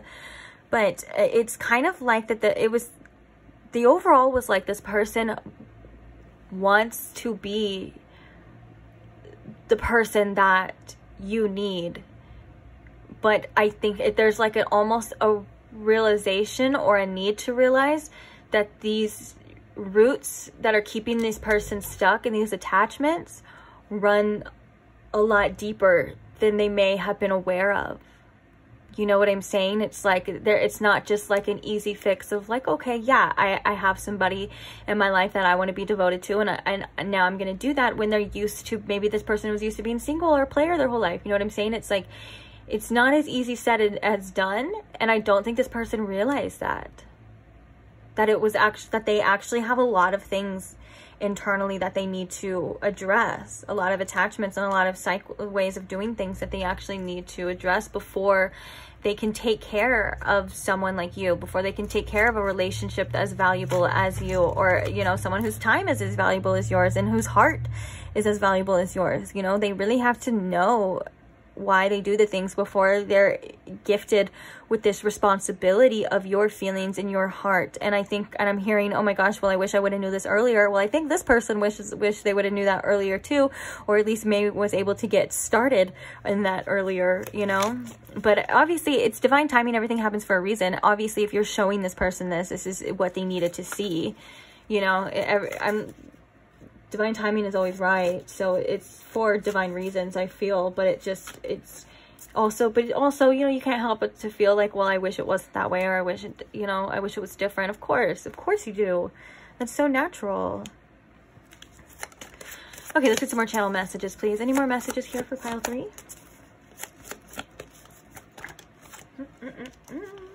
Oh, there's a bunch. You are always on my mind. Okay, so I think you still have feelings for your ex. You are always on my mind, and I feel like I'm losing you. Oh my gosh, didn't we say that? Did I say that, or was that in pile 2 too? Now I'm thinking about both of them, and they're all kind of like blending together, blurring together. But I'm laughing at the way that came out right now. Sorry, at my speech. Anyways, okay, sorry. I was all blah blah blah. Like, why did it sound like that? Okay, so sorry. Focus. Back to what we were talking about. These cards are a mess too. All right. Yeah, I feel like this person is seeing these things, but they're still feeling like it's kind of just slipping out of their hands at the same time, and there's also nothing they can do about it. And that seems to be something that's kind of hurtful or frustrating for this person as well too. Now this card is interesting. This is, I feel like, a specific message. Like, if this person did kind of feel insecure, at times I think this is coming through to say that they're still feeling that way. Like, if before they were like, oh, well, you're just gonna go be with so-and-so anyways, like your ex or whatever. If that's something that they were like, then they're still, if you were wondering if they still think that, yeah, they probably do. But for the most part, this could also be a projection as well too, just like an insecurity of like, oh, you're just gonna go be with this person, the only person that they may have recollection of you being with or whatever, you know, like they just may run straight to that. And it's a little immature, if I can be quite honest. But they could just feel insecure to, you know that you have had past relationships as well too. Okay, so any more channel messages? Ooh, you'll be the one that got away. Yeah, you will. That's part of that realization as well too. Those realizations of like, oh my gosh, I had something that could have been so perfect. And I think that they're going to be thinking about this and thinking about you for a long time. You know what I'm saying? I was going to say maybe as long as they live, you know, but and it's look at like that imagery like right there as well too. Actually, I don't know if that card is going to cause... You can't see anything. There's no, like, nudity or anything. I hope not. There's no, like, parts. Yeah, there's no, like, genitals or anything like that. But anyways, for the YouTube violations or whatever. But now I feel like I just put it away. But yeah, so I do feel like, and then plus we have You Are Always on My Mind. This is definitely that message from that Seven of Cups of like that this person does think about you a lot. This is like a very daydreamy type of energy. Like I said before too, I think they're wondering if you're doing it too, if you're feeling it too, because, but they don't want to be the one that's like, oh, that's weird. Like, or they don't want to be the one that like, they're like, oh, pile 3 is going to think I'm obsessed with them, you know, but you are. Like, just be real. Okay, let's do like a couple more. We have I'm happy when I'm with you. Oh, I love that. Tell me how you feel about me. And then look, we have confirmation about the dreams message. I see you in my dreams all the time. Yeah. Bottom of the deck, we have I'm starting to believe in that twin flame stuff. Or at least believing that there's something more to this, you know, that this isn't just the normal, like, relationships that they're used to or connections that they're used to. The fact that we see so much healing needing to be involved and so much triggering, you know, coming from each end or both or whatever, you know, it really does show that this is for a divine reason, divine counterpart of some sort to, really stir something up. Because I'm getting the image or the meme of like, and so sorry for the men out there, it's just a funny meme. Okay, no, it's no deeper than that. You can even replace it with women in your term as well too, but like when it's like when God can't reach you, when the devil can't reach you, he sends you a man. I feel like it's like when God can't heal you, he sends you a twin flame. He sends you a relationship. Now at the bottom of the deck, though, we have I'm happy being single right now, which I think that that's kind of a front that this person puts on, as well as, like, I think that's, like, when this person's taken, they want to be single. When this person's single, they want to be taken. It's the exact message that I'm hearing with that here, too. So very, back and forth, hot and cold. I don't know what the heck I want type of stuff, which I feel can be very frustrating, you know, and... I think there is clarity coming for this person. Or they got something coming. I'm just kidding. That sounds like a threat. It's not. Okay, on that note, let's go ahead and see what advice is coming up for you. So what advice do we have here for pile 3? You need an affirmation. Say aloud, I trust myself. Repeat 1 million times. This is all about you trusting your choices and the decisions that you make. This is perfectly normal, especially when it comes to connections like these, and especially when your feelings are involved. But just remember that you are making the correct choices for yourself. You know what you need, and it's okay to trust yourself. I feel like this is, you know, I want to come in and tell you that you're doing a lot better than you think that you are, and that life isn't perfect. Healing isn't linear. Sometimes taking 2 steps back is actually a part of your process. Like, you sometimes taking steps backwards advances us, if that makes sense. So don't shame yourself in any way, and trust that you know best for you. And sometimes our own emotions can come through just like how that person was feeling as well too. This could be a very mirroring connection, especially if you have, you know, that type of energy here. Definitely mirroring. Sometimes we're so sure of ourselves, we know exactly what we need to do when we need to do it, and then we kind of let a little bit of time pass and our minds and our emotions come through and tell us otherwise. You know, it's time to come back to that center, and that clarity that you know and why you made the choices that you made in the first place, and trust yourself, trust where you're being led, and trust that nothing lasts forever as well too. Like nothing lasts forever, and especially in this lifetime, you know what I'm saying? Everything in this world is always about endings and beginnings, you know what I'm saying? And so nothing lasts forever, even the way that you're feeling right now. And I don't even mean like relationships or things like that, even though relationships are about endings and beginnings as well too. That's how we meet people and things like that. I'm talking about like experiences as well too. And even if you find that person that you're going to spend the rest of your life with, eventually you guys are both going to die. Not to sound morbid or messed up or anything. It's just true that you guys are going to die. And I'm not saying you guys are going to be together in the afterlife, but that time, that relationship on this earth is ending. You know what I'm saying? Okay, so any more advice here that we have?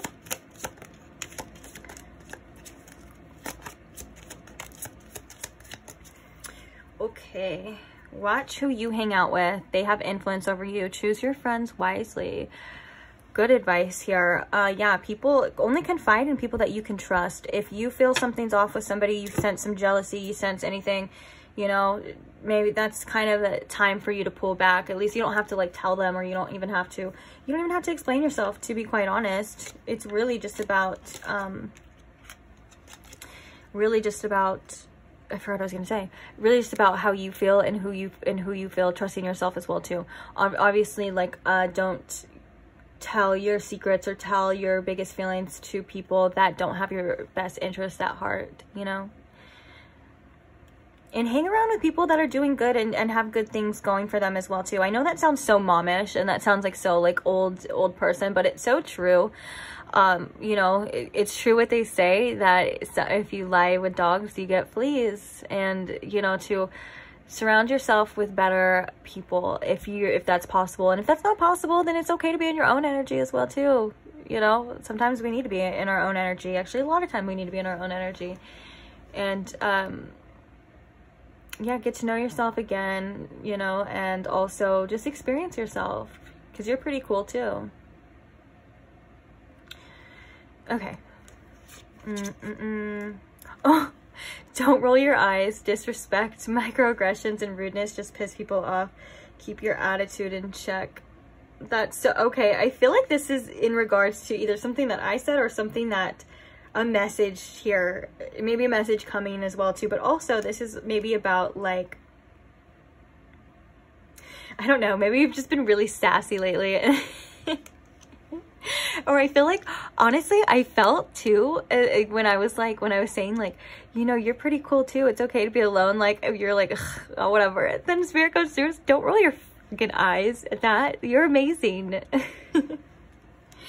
We also have don't go wild with your money, spend it, save it, manage it intelligently. This is good advice, you know, right now too, especially like we saw that person was kind of going through, it looked like that person was going through financial problems as well too. Be aware of like where you're investing your money. This could also be in terms of energy as well too, where you're investing your time and energy. If there's other things that you could be doing that could be progressing your life in you know, to make you more financial money, then maybe focus on that as well too.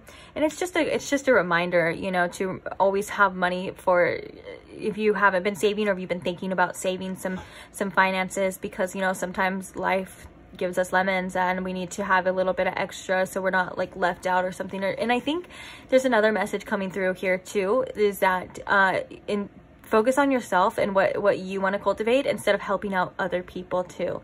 Right now is the time for you to really, and it's not selfish. It's not selfish to want better for yourself. It's not selfish to sometimes even have backups. Like, for example, like if you are in a relationship or something like that, and just say you guys were having problems or something, you know, and you decided to put some money away for yourself just in case. There's nothing wrong with that. That's an act of self-love as well, because you want to be sure that you're not left with nothing, you know. And then we have leave your face alone. Breakouts happen. Your face will recover. Resist the pick. Okay, so this is such a specific message for those of you who needed to hear that. Definitely shout out to you. For those that were like, what the heck are you even talking about? I think this is you know, when things arise, blemishes in our life, if you want to say that, you know, just let them be. Let them do what they need to be doing. You don't need to persist or, like it says, pick or poke at anything right now. I think right now is a time for you to observe, kind of take a step back and let things, because sometimes things, people, situations will expose themselves when you just sit back and allow it to happen. Sometimes we get in the way when we want to put our 2 cents in, or we want to control something, or we want to know what's going to happen, you know, like you will know. You just got to sit back and wait. Yeah.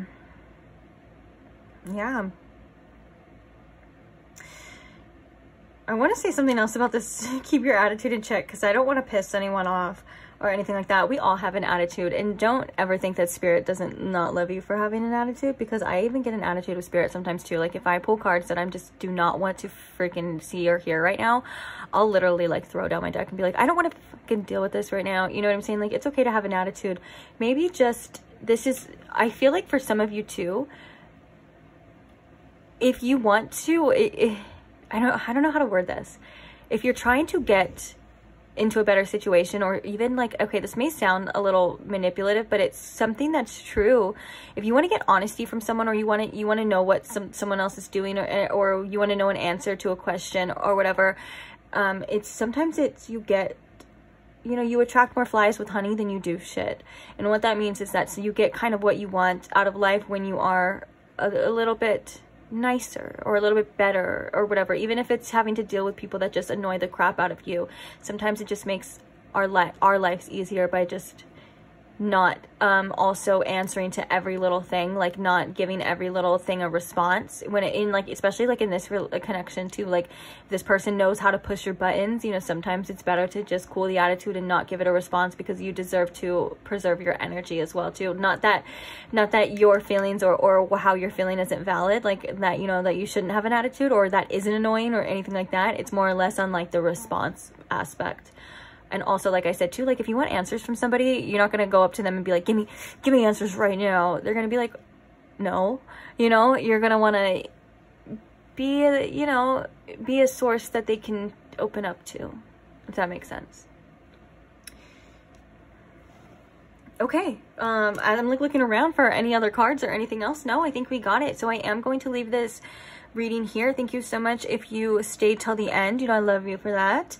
Thank you so much to anyone who supports this channel in any way, whether that's liking, sharing, commenting, subscribing, whatever it is. Or maybe, like I said before, if you're just supporting from afar, you know, and just watching, you know, hey, I see you, I love you too. Thank you so much. Don't forget to subscribe if you're not subscribed already, and you don't want to miss out on any other pick a cards. And I will see you guys there in the next pick a card then. Bye. Hi Pile 4, and welcome to your reading. If you chose the Hematite Turtle, or if you chose the Delusion Tarot deck, welcome either way, whichever you chose. So today we are asking how that person on your mind is currently feeling about you. So I'm going to ask Spirit to please tune me in here to my Pile 4's situation, as well as show me in Pile 4 with the most clarity possible how this person is currently feeling about them, and anything else that they may need to know about this person or about the situation as well to come up. Thank you.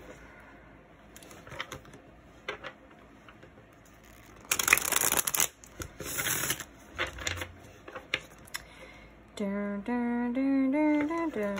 I don't know why I've had that song stuck in my head this whole time. Dun, dun, dun. I don't even know what song it is. All right. Let's focus now. When I was asking all those questions right now from Spirit to tune me in, I heard like someone may have been like, oh my gosh, you're asking too much. And that's not true. You're never asking too much from Spirit. Maybe you're not asking enough. Oh, we got the King of Pentacles coming out. Okay. All right, so let's go ahead and see. How is this person feeling about my pile 4? What are their current thoughts and feelings towards my pile 4 at this time that they are coming across this reading, please? Thank you.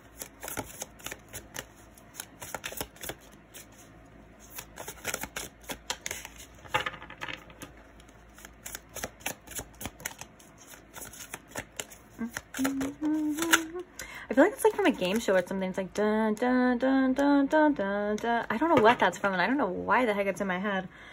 But let's see. Okay, so the first card that we have coming out for you is the Hanged Man. We also have the 5 of Swords in reverse, as well as the Ace of Swords coming out too. How is this person feeling towards pile 4, please? So we have the Strength, which landed right on top of the Hanged Man. That is noted. Let's get a clarifier here for the Hanged Man. We have the Ace of Cups. Okay, yeah, that makes sense then. Why the Strength landed on top of there. The 5 of Swords. We have the Lovers coming through. So we have Gemini and Leo energy coming through as well too, with the Lovers and the Strength card. Okay, and then so why is the Ace of Swords here, please, Spirit? We have the Emperor, and I know what I need to do now as that was coming out, because the Ace of Swords is about clarity and the Emperor is obviously very powerful, mature energy. And so the phrase with that is, I know now what I need to do. Interesting. Okay, and so let's get one more card for the Strength, and then we will talk about it. So why is the Strength card here? And they're all on the, I was going to say, it's about surrendering. It's about letting go of control, and it's about releasing the need to control and letting things unfold naturally. And that's why everything keeps getting directed to the Hanged Man. I was like, I already know, but you know, I'm not going to leave just one blank space. That looks ugly. Okay, and then the bottom of the deck, we have the Page of Pentacles. But let's see what these cards are. I think I'm only going to take one but we are going to look at them and talk about them too. So we have the Devil, we have the 5 of Wands, and we have the Queen of Wands. Yeah. Oh, now I want to keep all these cards out here because I do feel like this is telling a beautiful story, and it is kind of related to that Strength here too. But Spirit keeps throwing those cards, like I said, at the Hanged Man, because that is, you know, kind of what this is about. Like, you know, the need to just surrender to your feelings, surrender to release control, allow things to unfold naturally, and kind of see where this goes, because we have the Lovers here and we have the 5 of Swords in reverse. And the phrase that I'm hearing with that is, I don't want to fight anymore. I don't want to, like, you know, have this conflict anymore, whether this is fighting with you or this is this internal conflict, because the Lovers is all about you know, following your heart. It's about making the choices out of love, and it's also about alignment, and of course you know, soulmates and things like that too. So just kind of giving in to what it is that you feel that you love, or walking down that path that you feel you want to go down, regardless of what your mind's telling you, regardless of what your fears are telling you, or what the past has shown you. You know, that these are all kind of the things that kind of hold us back from completely embracing what it is that we want. And that's why we have this Ace of Swords and we have this Emperor, which is like, okay, this clarity of like, I know what I need to do now and I know what I want. And the Strength card coming here with the Devil, it's like, that's a big like breaking free energy of like being strong enough to overcome whatever it is that you feel is holding you back, as well as the Queen of Wands of like, you know, them being drawn and attracted to you and wanting to, you know, either tell you that or show you that, or just that's what they have their eye on, I guess is what you would say. Like, you know, it's like that's like you're like the prize. But I feel as though this is also coming through as a need for confidence as well. Confidence in knowing that you're worthy enough, or I mean yours and like this person's worthy enough, is able to do this. Because then we have the Five of Wands. There's like this conflict, again, more conflict about whether this is arguments. These are things that have clouded this person's judgment or clouded this person's visions for whatever reason. I feel like they're still kind of succumb to these triggers that kind of get them going, or at least make them feel not free. I feel like this person wants, I feel like what this person's heart wants is to kind of break through, break open, crack open, and just be free, you know, to express themselves, be free to say how they want to say what they want to say, feel what they want to feel, you know, completely immerse and engulf themselves into a connection and into love. Now, I feel like that's something that's also very hard for this person, and they're kind of holding back as well too, but it's something that sucks in their eyes. Like, they're like, I want this, you know, I want you. It's just, and I do feel like this person, especially with the Devil and the Queen of Wands here, like, just actually, yeah, so that kind of makes sense too, because we'll put this one with this one, and these two cards coming together is like the attraction and the sexual energy, the sexual tension or sexual chemistry is off and through the roof. Okay, they are like obsessed with you, to say the least, especially, or like at least when it comes to the physical desires of like sexual impulses. I don't know why I said it said it like that, but you get what I'm saying here too. But now when it comes to the love part, they're like, it's this conflict. They're like, ugh. And also this person can be a little bit argumentative, or maybe you could have been, for some of you, like in a fight with this person, and it's not what they want. They didn't want it to go that way, even though they may have started, or they may have pushed your buttons, or whatever the case is. You know what I'm saying? It's not the outcome that they wanted. And I do feel like there is some regret here about some things maybe said or some things done here. Now we have the Page of Pentacles, and underneath that we have the Eight of Wands. And so I do believe that this is, yeah, you know, this person's feeling drawn towards growth, towards development, seeing where this can go. You know, and that's why we have this, I want to surrender to this connection. I want to surrender to this beginning, whether it's a new beginning or just seeing where it goes, you know. But of course, when you do that and you have these inner conflicts, which most of us kind of do, that's why relationships are so important to our growth. You know, when people are like, oh, you just do relationship readings and blah, blah, blah. Yeah, there's so much life lessons and so much growth that show up in these readings. It's ridiculous. You know what I'm saying? And so, and that's because, like, with these desires, with this want to grow and develop in a connection, everything like that was resisting us from that before is going to surface, you know, for us to deal with. And relationships are like the #1 thing that brings that out. It's crazy. But anyways, let's go ahead and is there anything else I want to talk about here in the cards before we get to the oracles? Let me see. Yeah, just like allowing this to flourish as well too. And you know what's interesting? I know that these images and these cards, I believe they're AI. They're from the AI, but the Hanged Man automatically is already like in reverse in this image. And so it's almost as if, like, when I keep looking at it and I keep seeing it, this card, it makes me think that the card is reversed. And I feel like that's telling to the need to surrender and just allow things to unfold, allow it to happen. Like, and then I love that we have this Ace of Cups, and it's like there's these beautiful feathers and things coming out. It's almost like it's flourishing, it's opening up, and this person is wanting it to open up, but they're like, it's hard for them to release control. And you know, the Emperor is a lot about control. It can be about control as well too.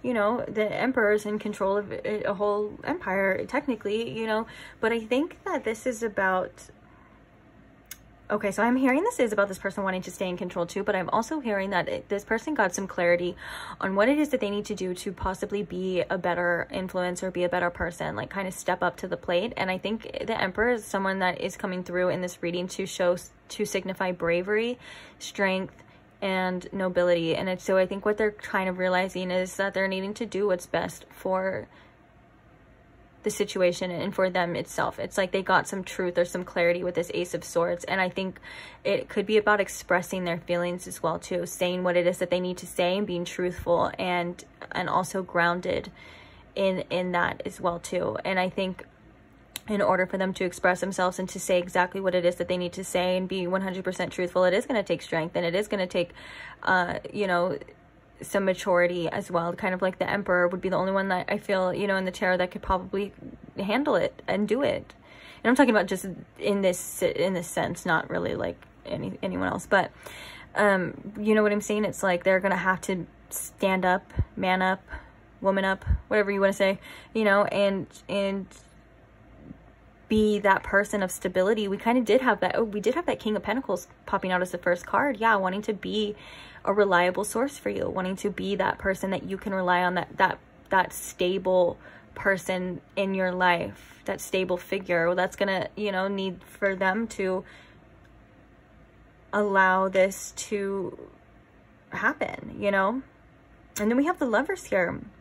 It's like this Five of Swords in reverse with the Lovers right before this clarity with this Ace of Swords. And this is almost like, all right, no more fighting with myself anymore. Like this person is someone that is either a soulmate or someone that is meant for me. I feel like maybe this person is kind of, I don't know, they may be into divine counterparts types of stuff, but I feel like I'm saying it because they may be like, well, you could be my person, but I don't know if I believe in soulmates or something. So that could just be a specific message. So just ignore them if that's how they feel. But they're obviously sensing that there's something deeper here, especially with this Lovers. And I think with the Five of Swords coming in reverse, it's like, okay, enough fighting with myself about it. Like I'm realizing it now. I'm seeing it now.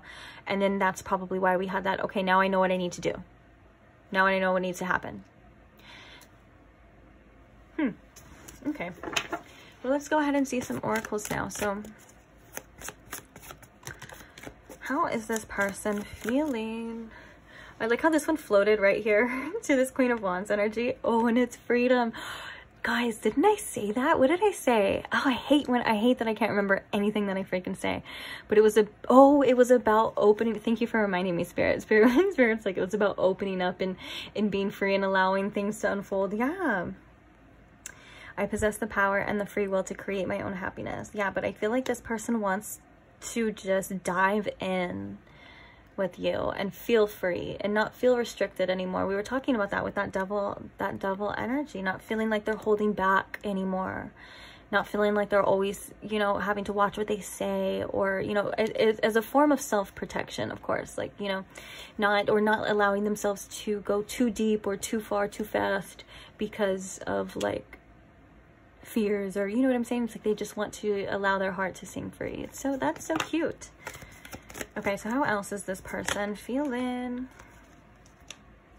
So we have discipline. I know I can accomplish what I set my mind to. Oh, the Emperor is very disciplined too. Yes, like, and I love how that's like, I know what I need to do. Like I can accomplish whatever I set my mind to. That's like that. I know now what I need to do, and now I got to do it. It's gonna take discipline, or it's gonna take, you know, at least discipline in the point of like, in the point of view of like when things start to feel out of hand, or when, you know, you start to revert back to old ways or old habits. You got to be disciplined. You know, you got to set yourself straight and go back to what it is you're trying to do, not what it is that you know. You know, any kind of change, especially when it comes to the subconscious, or especially when it comes to our lives, that is going to take some sort of discipline.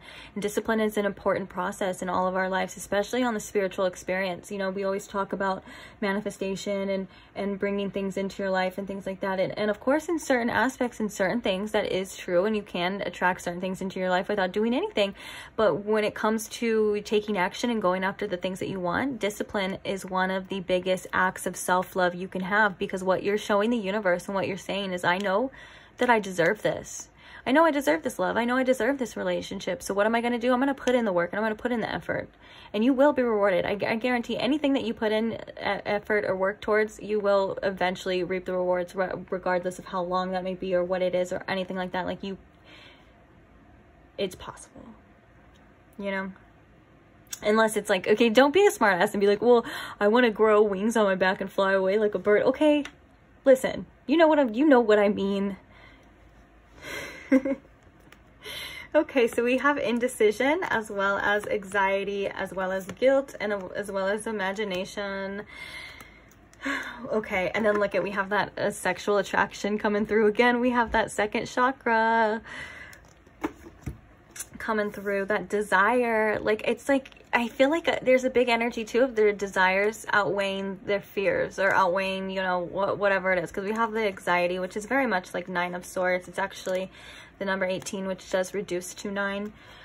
And then we have, oh, you know, with this guilt, it's, I mean, this person could have guilt, you know, for certain things that they've done for some of you, but I'm really feeling that it's more or less of this, of I release any beliefs that no longer assist my soul's growth. So whatever those beliefs, you know, are, it doesn't even have to just be guilt. But this person could feel guilty for you for some reason, like maybe if they did certain things, or maybe if they feel guilty for not expressing themselves sooner, or telling you, maybe if this person is keeping a lot of this to themselves, there's some guilt about that as well too. And they could think that it's all in their head, like that it's, you know, their imagination or whatever, that it's too good to be true. And this would be, you know, in fact, some of those souls, what does it say? What did it say? Any beliefs that no longer assist my soul's growth, you know. And it would be that you can have what you imagine, you know, what it is that you want, whatever it is that your heart desires. And I think with the imagination and the anxiety coming out together as well, guys, too, is that this person may not nurture the best part of their imagination. They may give in to a lot of fear and anxiety here. Like look at this person. They're literally like imagining the worst case scenario. But if you look really closely in the window, you can see that the storm is outside and this person is safe inside. And it also looks like, because we have a clear sky here, it also looks like the storm is moving away. So regardless of what it is going on inside their mind, it may not be as big of a deal as like, or it may not be as scary as they're making it seem in their mind, you know, or worrisome about that, you know. I think this person has a tendency to focus on the worst possible outcome, or focus on what they don't want to happen, just as much as they focus on, you know, what it is that they want. And I think the anxiety is just coming to show as well too, that they do spend a lot of time thinking about this. They do spend a lot of mental energy trying to figure this out, trying to work this out as well too. It's about maybe that guilt is coming through of like, okay, well, I wish I could have did this better. I should have said that, you know, whatever it is. And then it's almost to the point where it's giving them this analysis paralysis type of energy now. Now they're at this indecision of like, okay, I don't know what to do. But if they were to just surrender to how they're feeling and surrender to following their heart, you know, like we were saying before, like surrendering to their desires, it would be simple. And I think this person has a tendency to make it a lot more complicated than it actually needs to be. You know, it's like, I'm not going to say what I wanted to say. It wasn't that bad. It was just not important. But yeah. Oh, I knew it was under here because I saw the color. I was like, it's the loneliness in reverse. I know that I am never alone with this. And I think this person has a longing for a deep type of connection that I think that at the same time this person may not allow themselves to fully embrace at the same time. And that seems freaking miserable if you ask me. You know what I'm saying? It's longing for something but not being able to give it to yourself. And I don't think that this person's going to be in that energy forever. Like, I don't think that it's like, also I don't think it's like a life or death situation. Like, they need to, you know what I'm saying? I think these things are obviously working out themselves. It's just what this person's kind of in right now. And so when we have this indecision type of energy too, it means that they're obviously not making any moves or any choices right now because they don't know what to do. So when you don't know what to do, you don't really do anything because you're like, oh, I don't know. And so with this Emperor and that Ace of Swords as well too, that could be about, you know, making decisions from a powerful place, needing to make decisions from a powerful, stern, grounded place, you know, where you feel secure in yourself and your choices. You know, it's kind of like what this person is needing to really do as well too. Speaking of that though, let's go ahead and get the channeled messages started. I know a lot of you always say this is like your favorite part. Okay, so let's go ahead and get some channel messages. So what are some messages that this person would like to share with pile 4, or about how they're feeling? Oh, I regret so many things, coming out twice. I think this person really doesn't like the way they treated you at first. I think this person doesn't, and oh, Wow. So I got a download from Spirit right now about this. I regret so many things. Of course, I do think it's, you know, what they've said, what they've done. This is something that they definitely think about. Like I said, with the anxiety, this shows that they do think about this a lot. Now, when the biggest cause for regrets in our lives is by our own selves holding us back, is the channeled message from Spirit right now. Sorry, it came out a little choppy, but I wanted to kind of do it slow so it made sense. But that makes so much sense, and that's why when I got it, I was like, oh shit, that's so true. But yeah, a lot of the times, you know, the things we regret most are the things that we were too scared to do at all, or the things that we don't even do, because now we're always thinking, well, what if? Well, what if? And that seems to be, you know, what this person is doing. Like, maybe they're not even fully surrendering or allowing this to kind of unfold naturally, and now they're regretting it. Now they may think it's too late, and they're gonna have these regrets. And hey, I know, you know, I'm hearing that you may want to like fix this problem for them, or you may be very empathetic and be like, well, look, I'm right here, you know, like, you know, you don't have to. And I think that there's also another lesson for you to kind of pull back and release control on your end as well too, because I think this is something that this person needs to learn. And you can't learn this thing for them. You can't, like, you know what I'm saying? It's like, this is something that they need to realize themselves.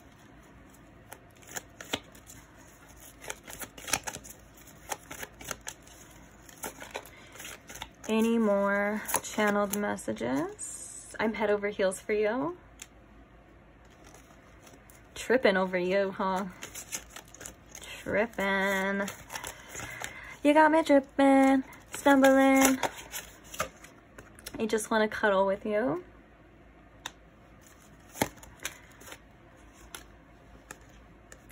I don't know how to act around you. Yeah, this person may act up sometimes. They may be a little.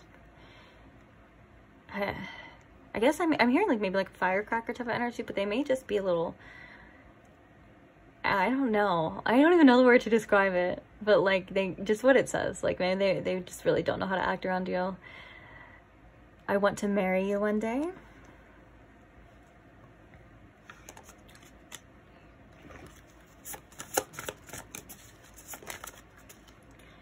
Losing you was my karma. And where did you even come from? Let's get like one more. Maybe two more. Anything just to fill. I like to fill the gaps. I don't know why it be like that though. It just be like that. Get off. You make me so proud. I love that. And I'm sorry I hurt you. Okay.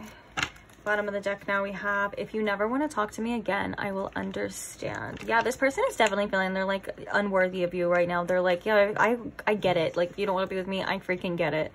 It's like they're kind of how they're feeling.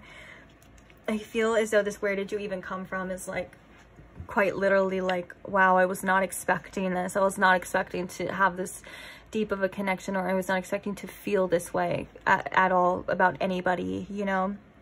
And I think that this person really was not prepared for the intensity that they were going to feel or experience with this connection when they were getting into it, or when, you know, they were starting to, you know, take steps into, both of you, when you guys were starting this, whenever that was, you know what I'm saying? They were not expecting for this to be as intense or as powerful as it truly is. And I think that there was a little bit of runner energy, maybe even a little self-sabotage is what I'm seeing here in these cards or in these messages here as well too. But the biggest regrets too are like not being able to experience it the way that they wanted to experience it. I don't know if this person is I know this person is feeling defeated now. I don't know if this is going to last forever. I don't think it's going to last forever. I feel like this person is, because when that Five of Swords, I don't know if I said that, but I forgot to say when that Five of Swords came out, I got the message of feeling very mentally defeated, and or just defeated in general. And so with that being said, I don't think that this person may not tap out forever, but I think they really do need to feel that kind of defeatedness, that rock bottom here for for healing purposes on their end, and almost realizations here too. But like I said, I don't think it's over. I don't think this person is done with you. I don't think that they're gonna like tap out forever, but I think that they're in a low place right now that they may just be needing to experience in regards to, you know, relationships and stuff. Like, I feel like it's more complicated too than how I'm able to like express it. Like, there's other things about it as well too, so I'll just leave it at that. But yeah, I mean, talk about regret. Like, I want to marry you one day, but then losing you was my karma. Like, those two are together. Like, that sounds like a huge regret to me. You know, and I think that this person has a great appreciation for you regardless, and they see you like as the person that you are. And I feel like they think that you're wonderful and you're strong, and like with this, I'm very proud of you. It's like you're doing amazing at life and in this love game, you know, or this life game. I think they think you're doing amazing whether you feel like that or not.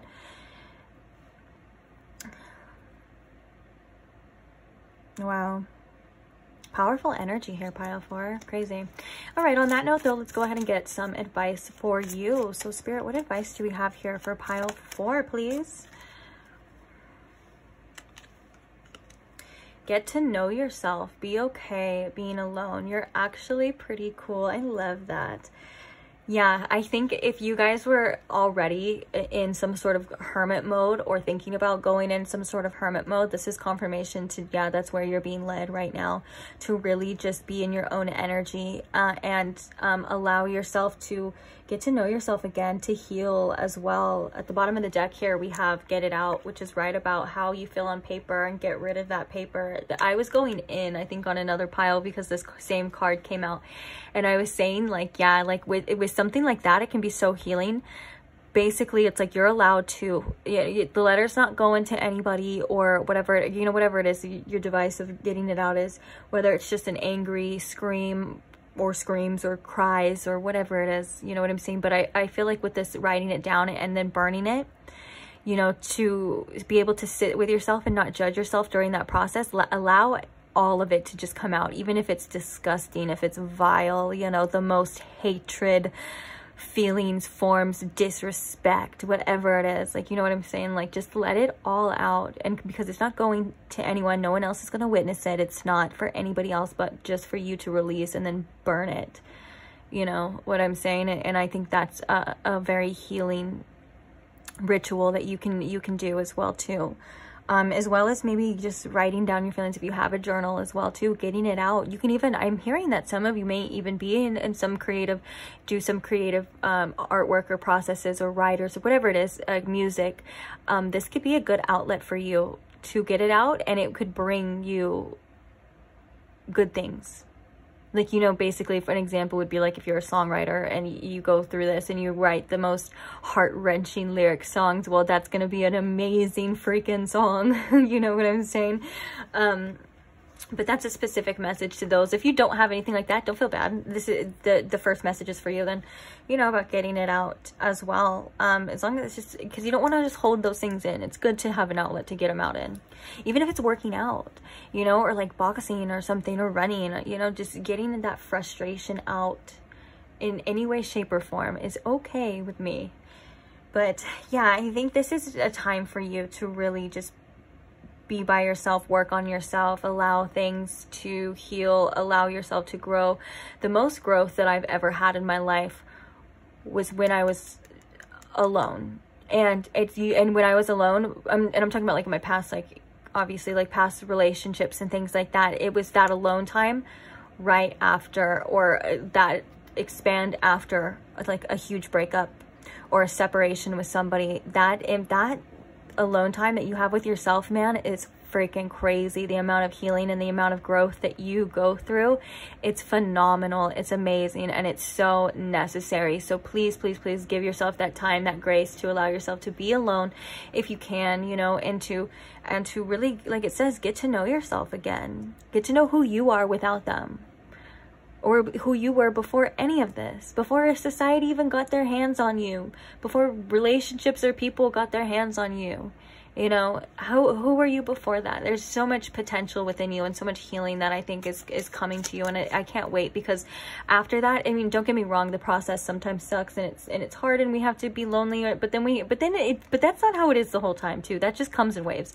But I'm telling you, it's so worth it though. It's so worth it. Think of it like almost like an initiation. Some people think of that as like an initiation for the best life that you will ever have yet to come is on the outside of that. And you can do it. Okay, so stop trying to control everything. You're being way too uptight. Let things work themselves out. I think this is a good message. I feel like I wish I could have told that person in the beginning that as well too. I think I was saying that to them as well too, and that's perfectly normal because mirror connections are always so mirroring usually. But I feel as though this is really saying that there's nothing else you can say or do at this time to change anything at this time as well too. And so to, again, give yourself that grace and that rest and that reassurance. And also, if this is a problem with you, I feel like this is something to look into, to your faith, you know, to your faith, whether that's spirit, whether you're religious, whatever it is. You know, to go towards that direction as well too, your spiritual beliefs, I guess you would say, you know, your spirit team, whatever it is, whoever it is, whatever it is, even if it's just your higher self, dive into that as well too, because I know one of the biggest things that helps us release control is knowing and trusting that there's a bigger picture, there's a higher power, and there's a divine plan for you, because there is.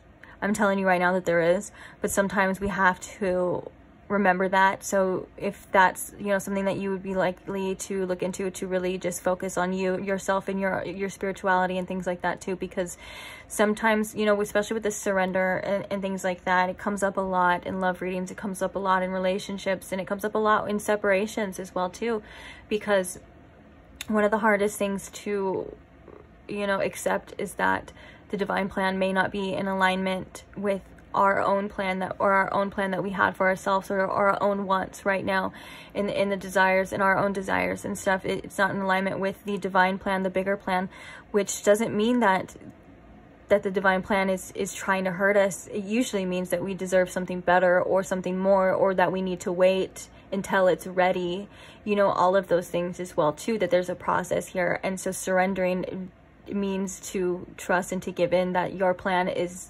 bogus, it's not going to work, just let it go, surrender to the divine plan. And sometimes we resist, I'm such a big resistor all the time. Well, we resist, and sometimes, you know, we have to go through things that quite literally tend to pulverize us and beat us into submission to surrendering. And I'm also a person that can vouch for all of those things happening to them and coming out the other side saying, what the hell was I thinking? I should have did this a lot longer, or I wish I would have known this before, you know what I'm saying? But it's all a part of our process and our plans. And just know that there's so much beauty in your life still to come, that this is just one experience out of so many more as well too, you know? But yeah. And just, you know, you can't control what other people do and how people see you. And I feel like there's this, I feel like on both ends of this connection, there's this almost like your heart is reaching out to each other and not wanting each other to move on to anyone else, or not wanting each other to do anything else. And I understand that. And I understand that fear, and I understand that as well. And that's something that's perfectly normal. But at the same time, you have to, you know, if it's truly meant for you, it will be yours, like regardless, it'll come back to you, you know. And if it's not meant for you, then something better is coming. And, you know, those two things, you know, believing those two things to be true, just again reassures your faith and your trust and your ability to release control from this and allow it to just happen.